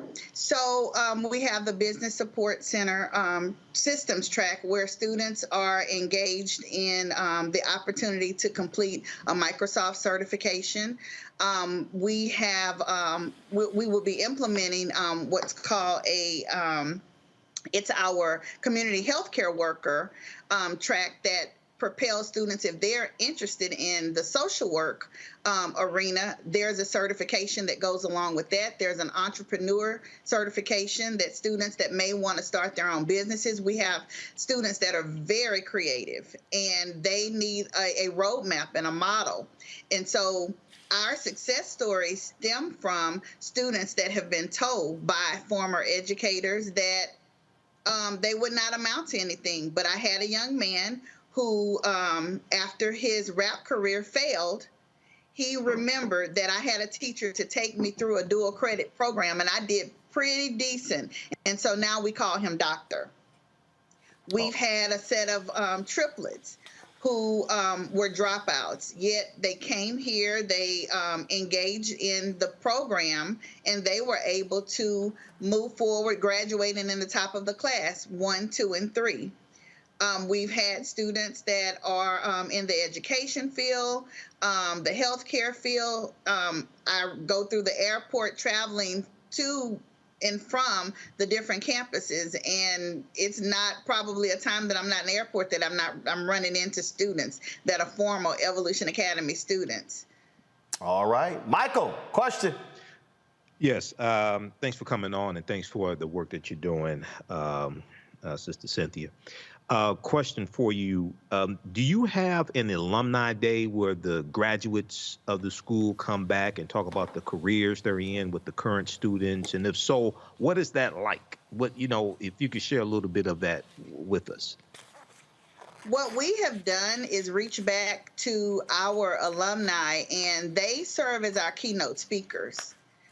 We've had students former students also return and provide students with, we operate a morning and an afternoon. And so typically they will present to those students and just encourage them, letting them know, you know what, I was right there where you were, but look at me now. And so those are the best success stories. But I just think we had one young lady that actually shared publicly that when they attended the school, both she and her sister, she was valedictorian one year, her sister valedictorian the year prior, and she shared with them that she and her family were homeless. But this was a nurturing environment. We gave them the resources that they needed, and I mean, just soaring. So our key takeaway is you don't give up on anyone. Right. All right, thank you. Absolutely appreciate you coming on the show, breaking down this school. Hopefully, if there are some folks there in Texas who are looking for to get a start in life, they'll consider Evolution Academy Charter School. Cynthia Trigg, thanks a lot. Thank you. All right, folks, going to go to a real quick break. We come back, we're going to talk with actor Omar Dorsey. And Reese is back. I'll explain why Reese back when we come back on Roland Martin Unfiltered on the Black Star Network. Before Till's murder, we saw struggle for civil rights as something grown-ups did. I feel that the generations before us have offered a lot of instruction. Organizing is really one of the only things that gives me the sanity and makes me feel purposeful. When Emmett Till was murdered, that's what attracted our attention.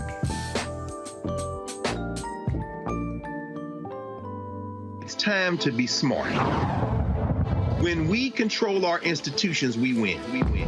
This is the most important news show on television of any racial background. Y'all put $2, $3, $4, $5, $10, $15, $20, $30 on this and keep this going. What you've done, Roland, since this crisis came out in full bloom, Anybody watching this, tell your friends. Go back and look at the last 2 weeks, especially of Roland Martin Unfiltered. I mean, hell, go back and look at the last 2 days. You've had sitting United States senators today, Klobuchar and Harris. Whatever you have, you can bring to Roland Martin Unfiltered to support it, please do, because this information may literally save your life. Watch Roland Martin Unfiltered daily at 6 p.m. Eastern on YouTube, Facebook, or Periscope, or go to RolandMartinUnfiltered.com. Support the Roland Martin Unfiltered Daily Digital Show by going to RolandMartinUnfiltered.com. Our goal is to get 20,000 of our fans contributing $50 each for the whole year. You can make this possible. RolandMartinUnfiltered.com. Hello, everyone. It's Kiara Sheard. Hey, I'm Taj. I'm Coco. And I'm Lily. And we're SWV. What's up, y'all? It's Ryan Destiny, and you're watching Roland Martin Unfiltered.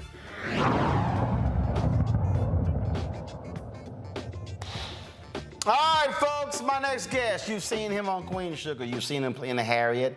And he also played one of the roguish, thuggish, most vile individuals on Ray Donovan. I cheered every week for him to get knocked off. Joining us is Omar Dorsey. What's up, man?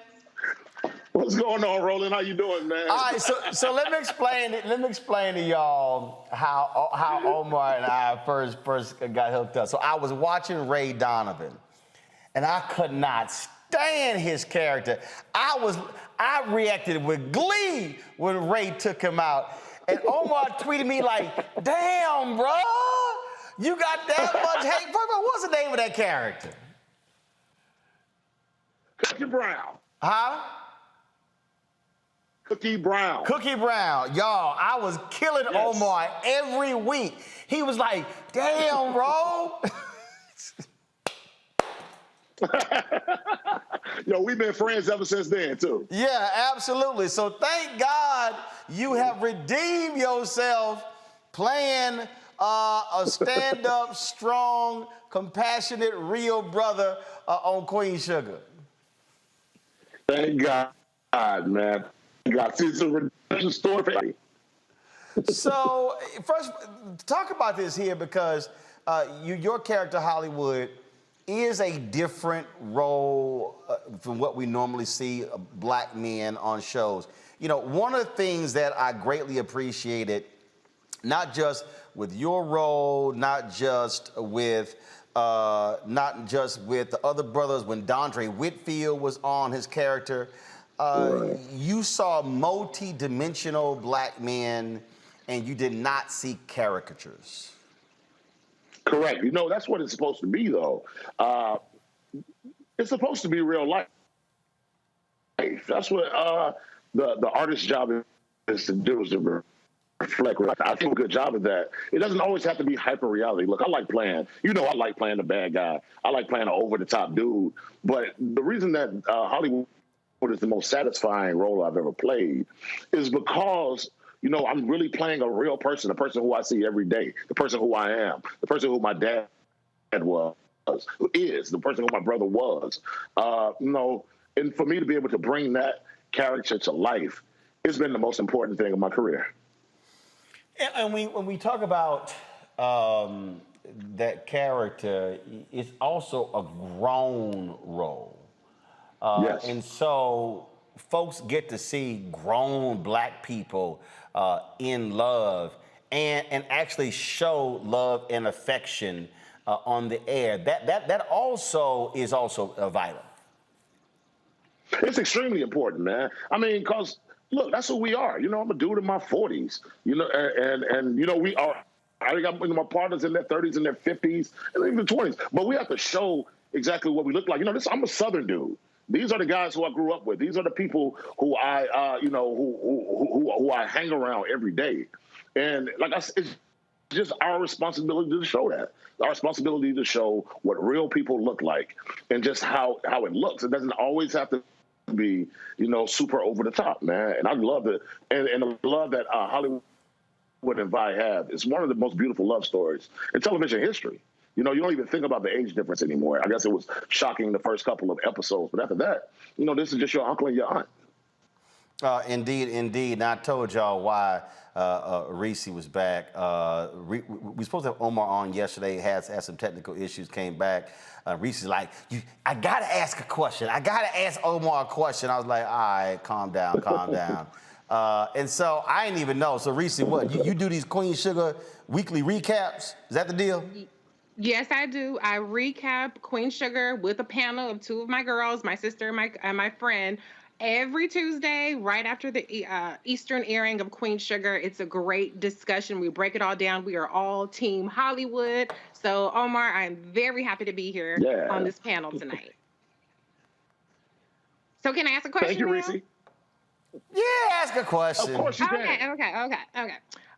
So first of all, I have to say one of my favorite parts about your character Hollywood is that you are the patriarch of the Bordelon family, even though you're married into the family, even though you don't have children yourself on the show, you're an uncle. But I think it's so important that they show you in that patriarchal role. So that's one point I want to make. But the other point I want to make is early on in Queen Sugar, it was famous for having all women directors. But this season, we're seeing an increased emphasis on Black men and their mental health with the opening of the Real Spot.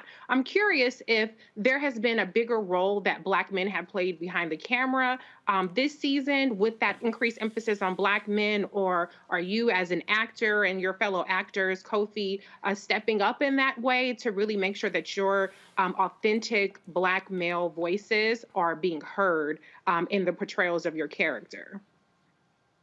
You know, the growth of Hollywood as a character has been tremendous, right? You know, comes in, he's the boyfriend of the matriarch of the family.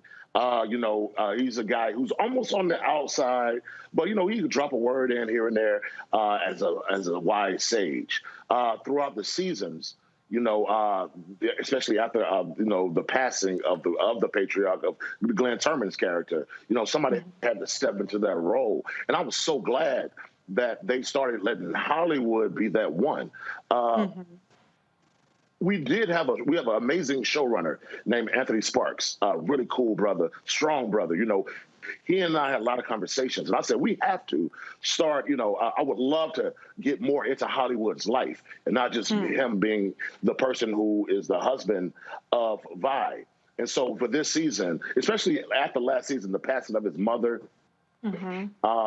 and then this season, open up the Real Spot. It is opening up that character a little bit more, and it's been and I think that especially with all the mental health things that we're dealing with, on this season, and then the things that Hollywood particularly is dealing with. You know, his mother passed last season. That don't go away. You know what I'm saying? Right. He still has things to deal with. He's still this is only 3 or 4 months later after last season ended. So he's still dealing with that. And, there'll be other things this season that you'll see that, Hollywood even gets into a little bit of more of a paternal bag. So I really do love all of the writing that they do for Hollywood. And I love all the writing, even that they do for Micah, played by Nick Ash. And of course, Kofi, who plays Ralph Angel.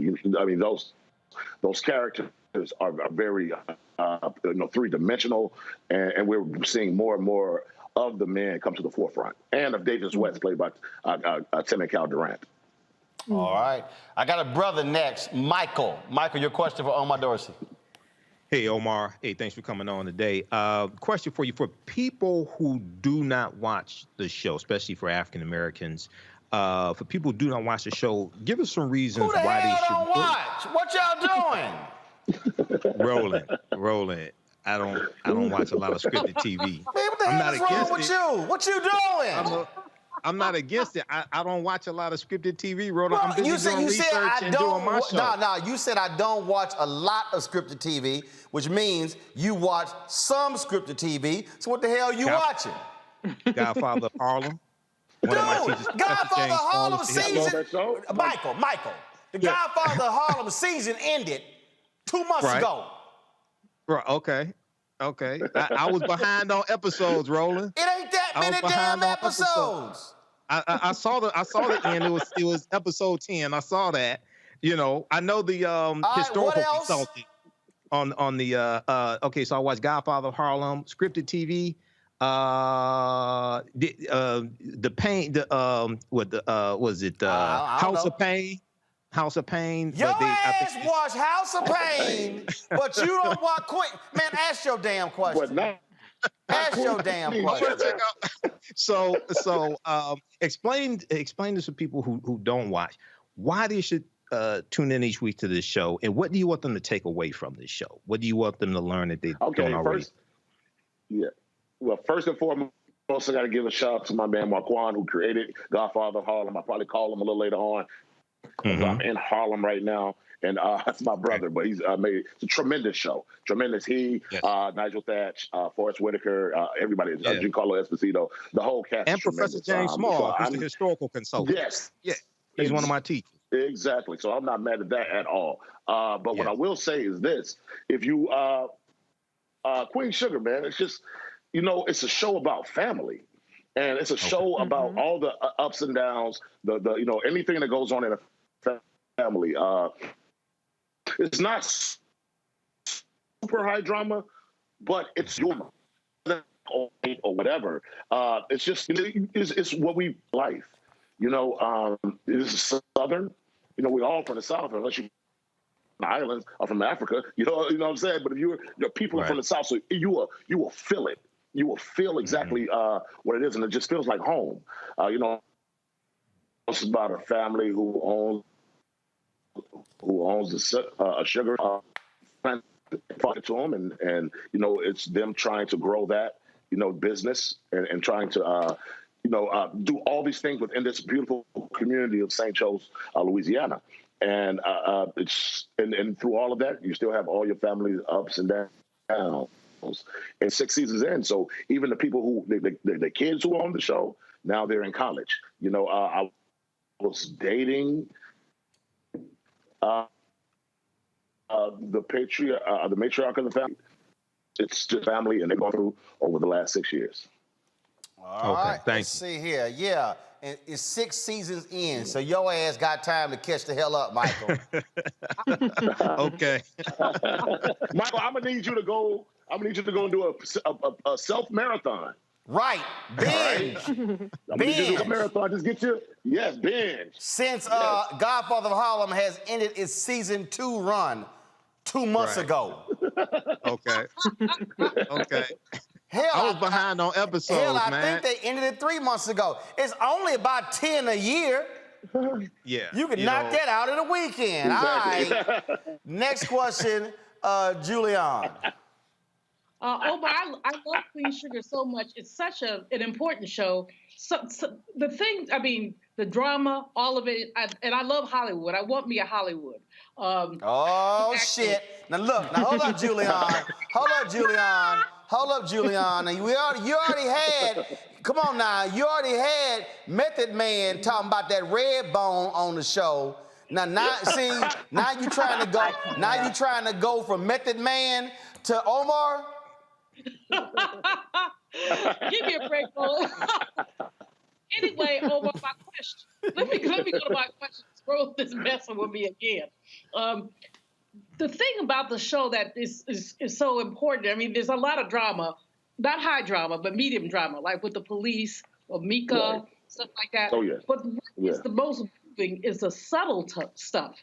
Like at the end of the last season, where you and Ralph Angel were having a conversation about your mom. And, that was just like, so what else are we missing? I watch everything twice. I watch them twice just because I love it so much. There's nothing like it. I ain't like Michael. I don't, I look forward to Queen Sugar. I watch it. And, but what are we missing? What in terms of the subtlety? What should we look at when we look at an episode the second time around? I'll tell you this. This is one thing that I will say is, notice the relationships between the brothers, between Prosper and Hollywood and Ralph Angel and Micah and little Ethan. Notice those gems because there are things that Prosper tells to Hollywood because Prosper has 40 years on Hollywood, and there are little drops of things that Hollywood might say to Ralph Angel that you might say a little bit differently than they would say to Micah or to Blue, because Ralph Angel's a little older. He doesn't want to treat him like a kid. The man has a son. But notice those subtle relationships between them.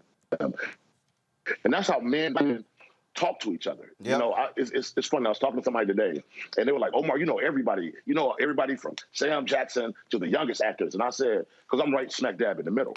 You know, I'm in the middle. Sam Jackson was my OG. You know, Wendell Pierce is my OG. But I am like, you know, Kofi and Lakeith and all of these other younger guys, you know, I'm there. So with the things that Sam or even Denzel have dropped, jewels they've dropped on me, those are the same jewels that I can drop on the people who are in their 20s. And Queen Sugar does a really good job of that. If you get a chance to notice the conversations between the men, especially this season with the real spot going on. Yep, I agree. Kelly! I can't express how excited I am to say hello. So hello, huge fan of Queen Sugar. But that aside, because I actually am really more interested as to you as a person on set, considering all of the, even though it's scripted, but it is still trauma that you have to portray between the shootings, between the deaths that have been on the show, the racial tensions that have been on the show. And considering that Ava DuVernay is the creator and executive producer on the show, and she has been known for bringing on therapists on set, my question to you is, one, is that something that happens on the set of Queen Sugar as well? And two, how has your mental health been taken care of on set, given the heavy drama and trauma that you have to portray on screen? We more so did it on When They See Us. When They See Us, when I worked with Ava on that, we did have therapists on set. That was extremely heavy. That's a heavy subject. You know, as needed, you know, if anything, if anybody needs anything on Queen Sugar, you know, mental health wise or whatever, our producers have no problem getting that done. You know, there have been deaths in our families. Tina, I don't want to talk out of turn, but I will. Tina Lifford lost a sister while we were shooting. I lost a brother while we were shooting. Nick Ash, you know, even in the midst of us doing last season while we were in quarantine, you know, shooting while we were in quarantine, man, Nick Ash lost his mother in the midst of that. So whenever anything is needed, you know, I mean, it's one thing about our show and about our cast and about our crew, we're a family. You know, we're extremely family. So whatever is needed, whether it's me or whether it's the producers, you know, Cheryl Miller, Paul Garnes, or whoever might be producing, you know, they'll make sure that we're all taken care of. And I'll do the same thing for my cast, because it's my cast, and you know, these are my brothers and my sisters. All right, then. Reese, all right, you get a second question, Reese. Yay. Okay. One of the things I love about the male characters in particular on the show is the power of redemption. Your character, Hollywood, I know it's a long time ago. People may not remember. You had some drama with your wife being off on here, and Aunt Vi had to forgive you. Right. You know, Ralph Angel. Yeah, I remember. I remember. Okay. Well, a lot of people don't. Michael don't. Right. No, this is the education film. You know what we're talking about right now. Right. Okay. And then so Ralph Angel has his past. Darla, it's not even just the men, it's all the characters. And even Davis, we're going to see this season with him kind of having his redemption side. Prosper perhaps will have his redemption with his daughter. That relationship is strained. Can you talk a little bit about the power of redemption in Black male characters and showing that they're not their flaws, they're not the mistakes that they've made? Right. I'm going to defend Hollywood right now. All right. Look, he was doing the right thing in a backwards way in his own mind, right? He was kept the wife because she needed some insurance and she was going through some things. He wasn't really trying to keep her and just like, well, I got no girlfriend here and a wife here. He wasn't doing that. That is true. You know, but he got caught, you know, and he didn't tell Vi, and that is not cool.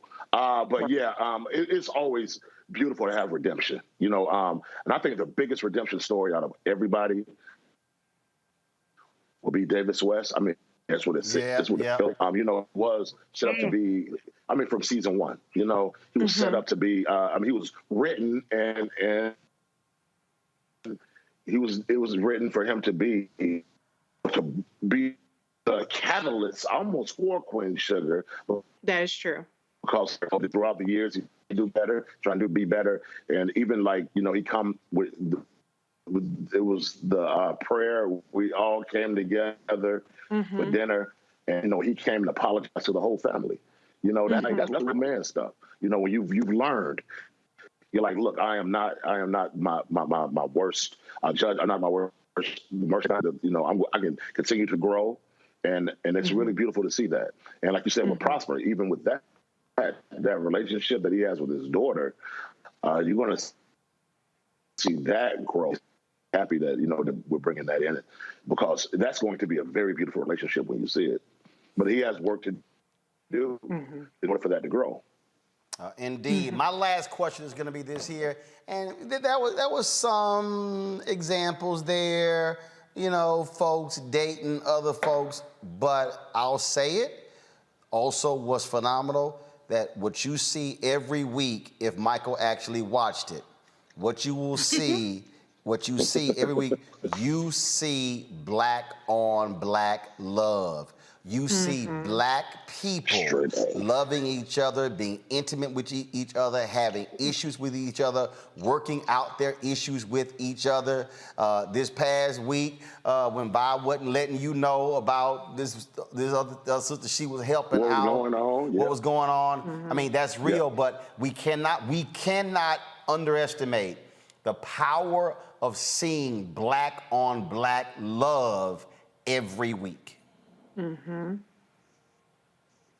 I agree with that 100%. It's funny that you say Vi is hiding something. It's the same thing with Hollywood season one. He was high, but it was for the greater good. And that's going to be a very great storyline as it plays out through this season too. But yeah, it's just beautiful to see black people loving each other and trying to kill each other. It's just being just regular and accepting each other's flaws and telling each other about their flaws. But we're going to accept that. We're not going to accept that you continue to make them. But, we will continue to grow forward and keep moving on because we're a family. Absolutely. Omar, next time you come on, don't bring that Teddy Riley Wi-Fi. Hey, man, I am in the now. Okay. That ain't right, Roland. What? I'm just saying. I mean, everybody was thinking it. I just went ahead and said it. Look, I am not at my house right now. I had to come back to New York to go finish working with the band. hey, I'm just saying. Well, first of all, Roland, don't cuss me out. I know you're gonna go off on me. It was. You gonna snap on me you gonna text me. It was all right, but you gonna get a text. I'm just saying. You know that. You know that, right? I know I am. I already know. You know that, right? You know that, right? And just so y'all know, I saw Omar Saturday at the Collective Pack party. And I said, yo, I'll be right back. Then he like, all right, man, I'm gonna see you later at the club. I ain't see him. Then I text him like, what the hell happened? He's like, dude, I just crashed. See, that's what happened when you party. First of all, y'all don't understand.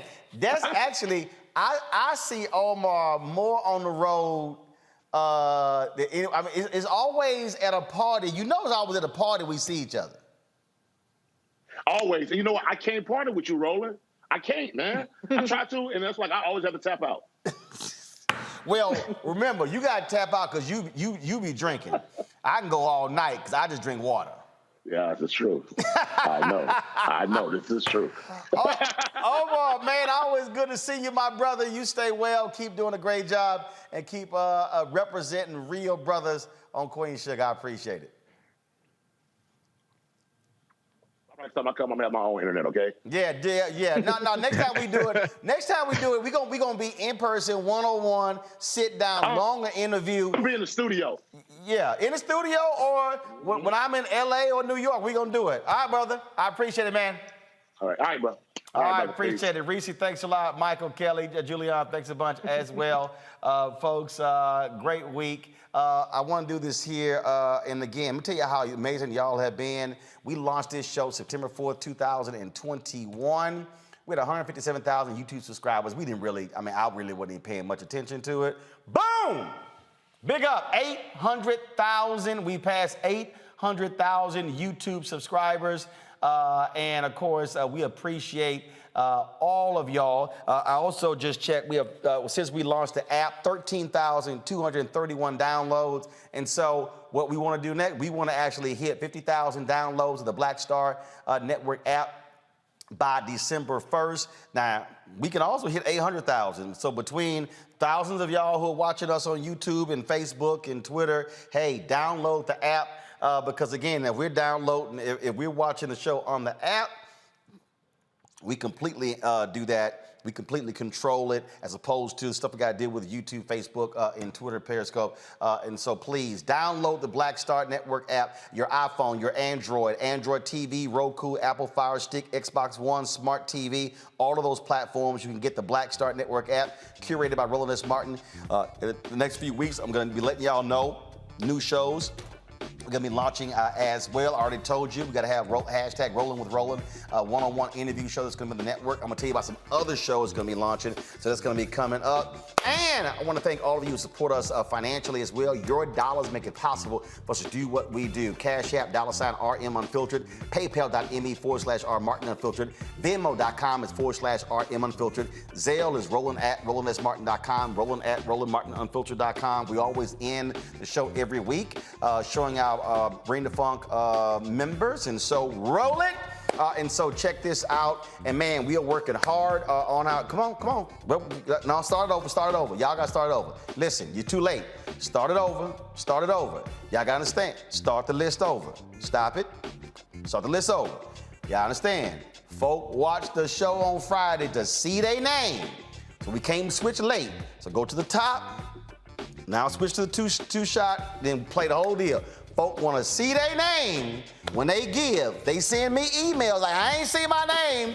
Now, if you don't see your name on the list, start it from the top, y'all, from the top. If you don't see your name on the list, send me an email. We will take care of that and get you on, all right? So now, here's a list of our charter club our members of our Bring the Funk fan club. There you go, y'all. Check it out. Again, I appreciate all of y'all. Many of you folks have given $1, $5, $10. And oh, by the way, Anna Austin, she was the first Bring the Funk fan club member, y'all. This sister sent me a letter in August of 2018 saying how important this show was. She saw me on TV One. She said, look, we need your voice. She sent a $500 check. She was the first member of the fan club, a $500 check. She was 92 years old. And I put it out on social media.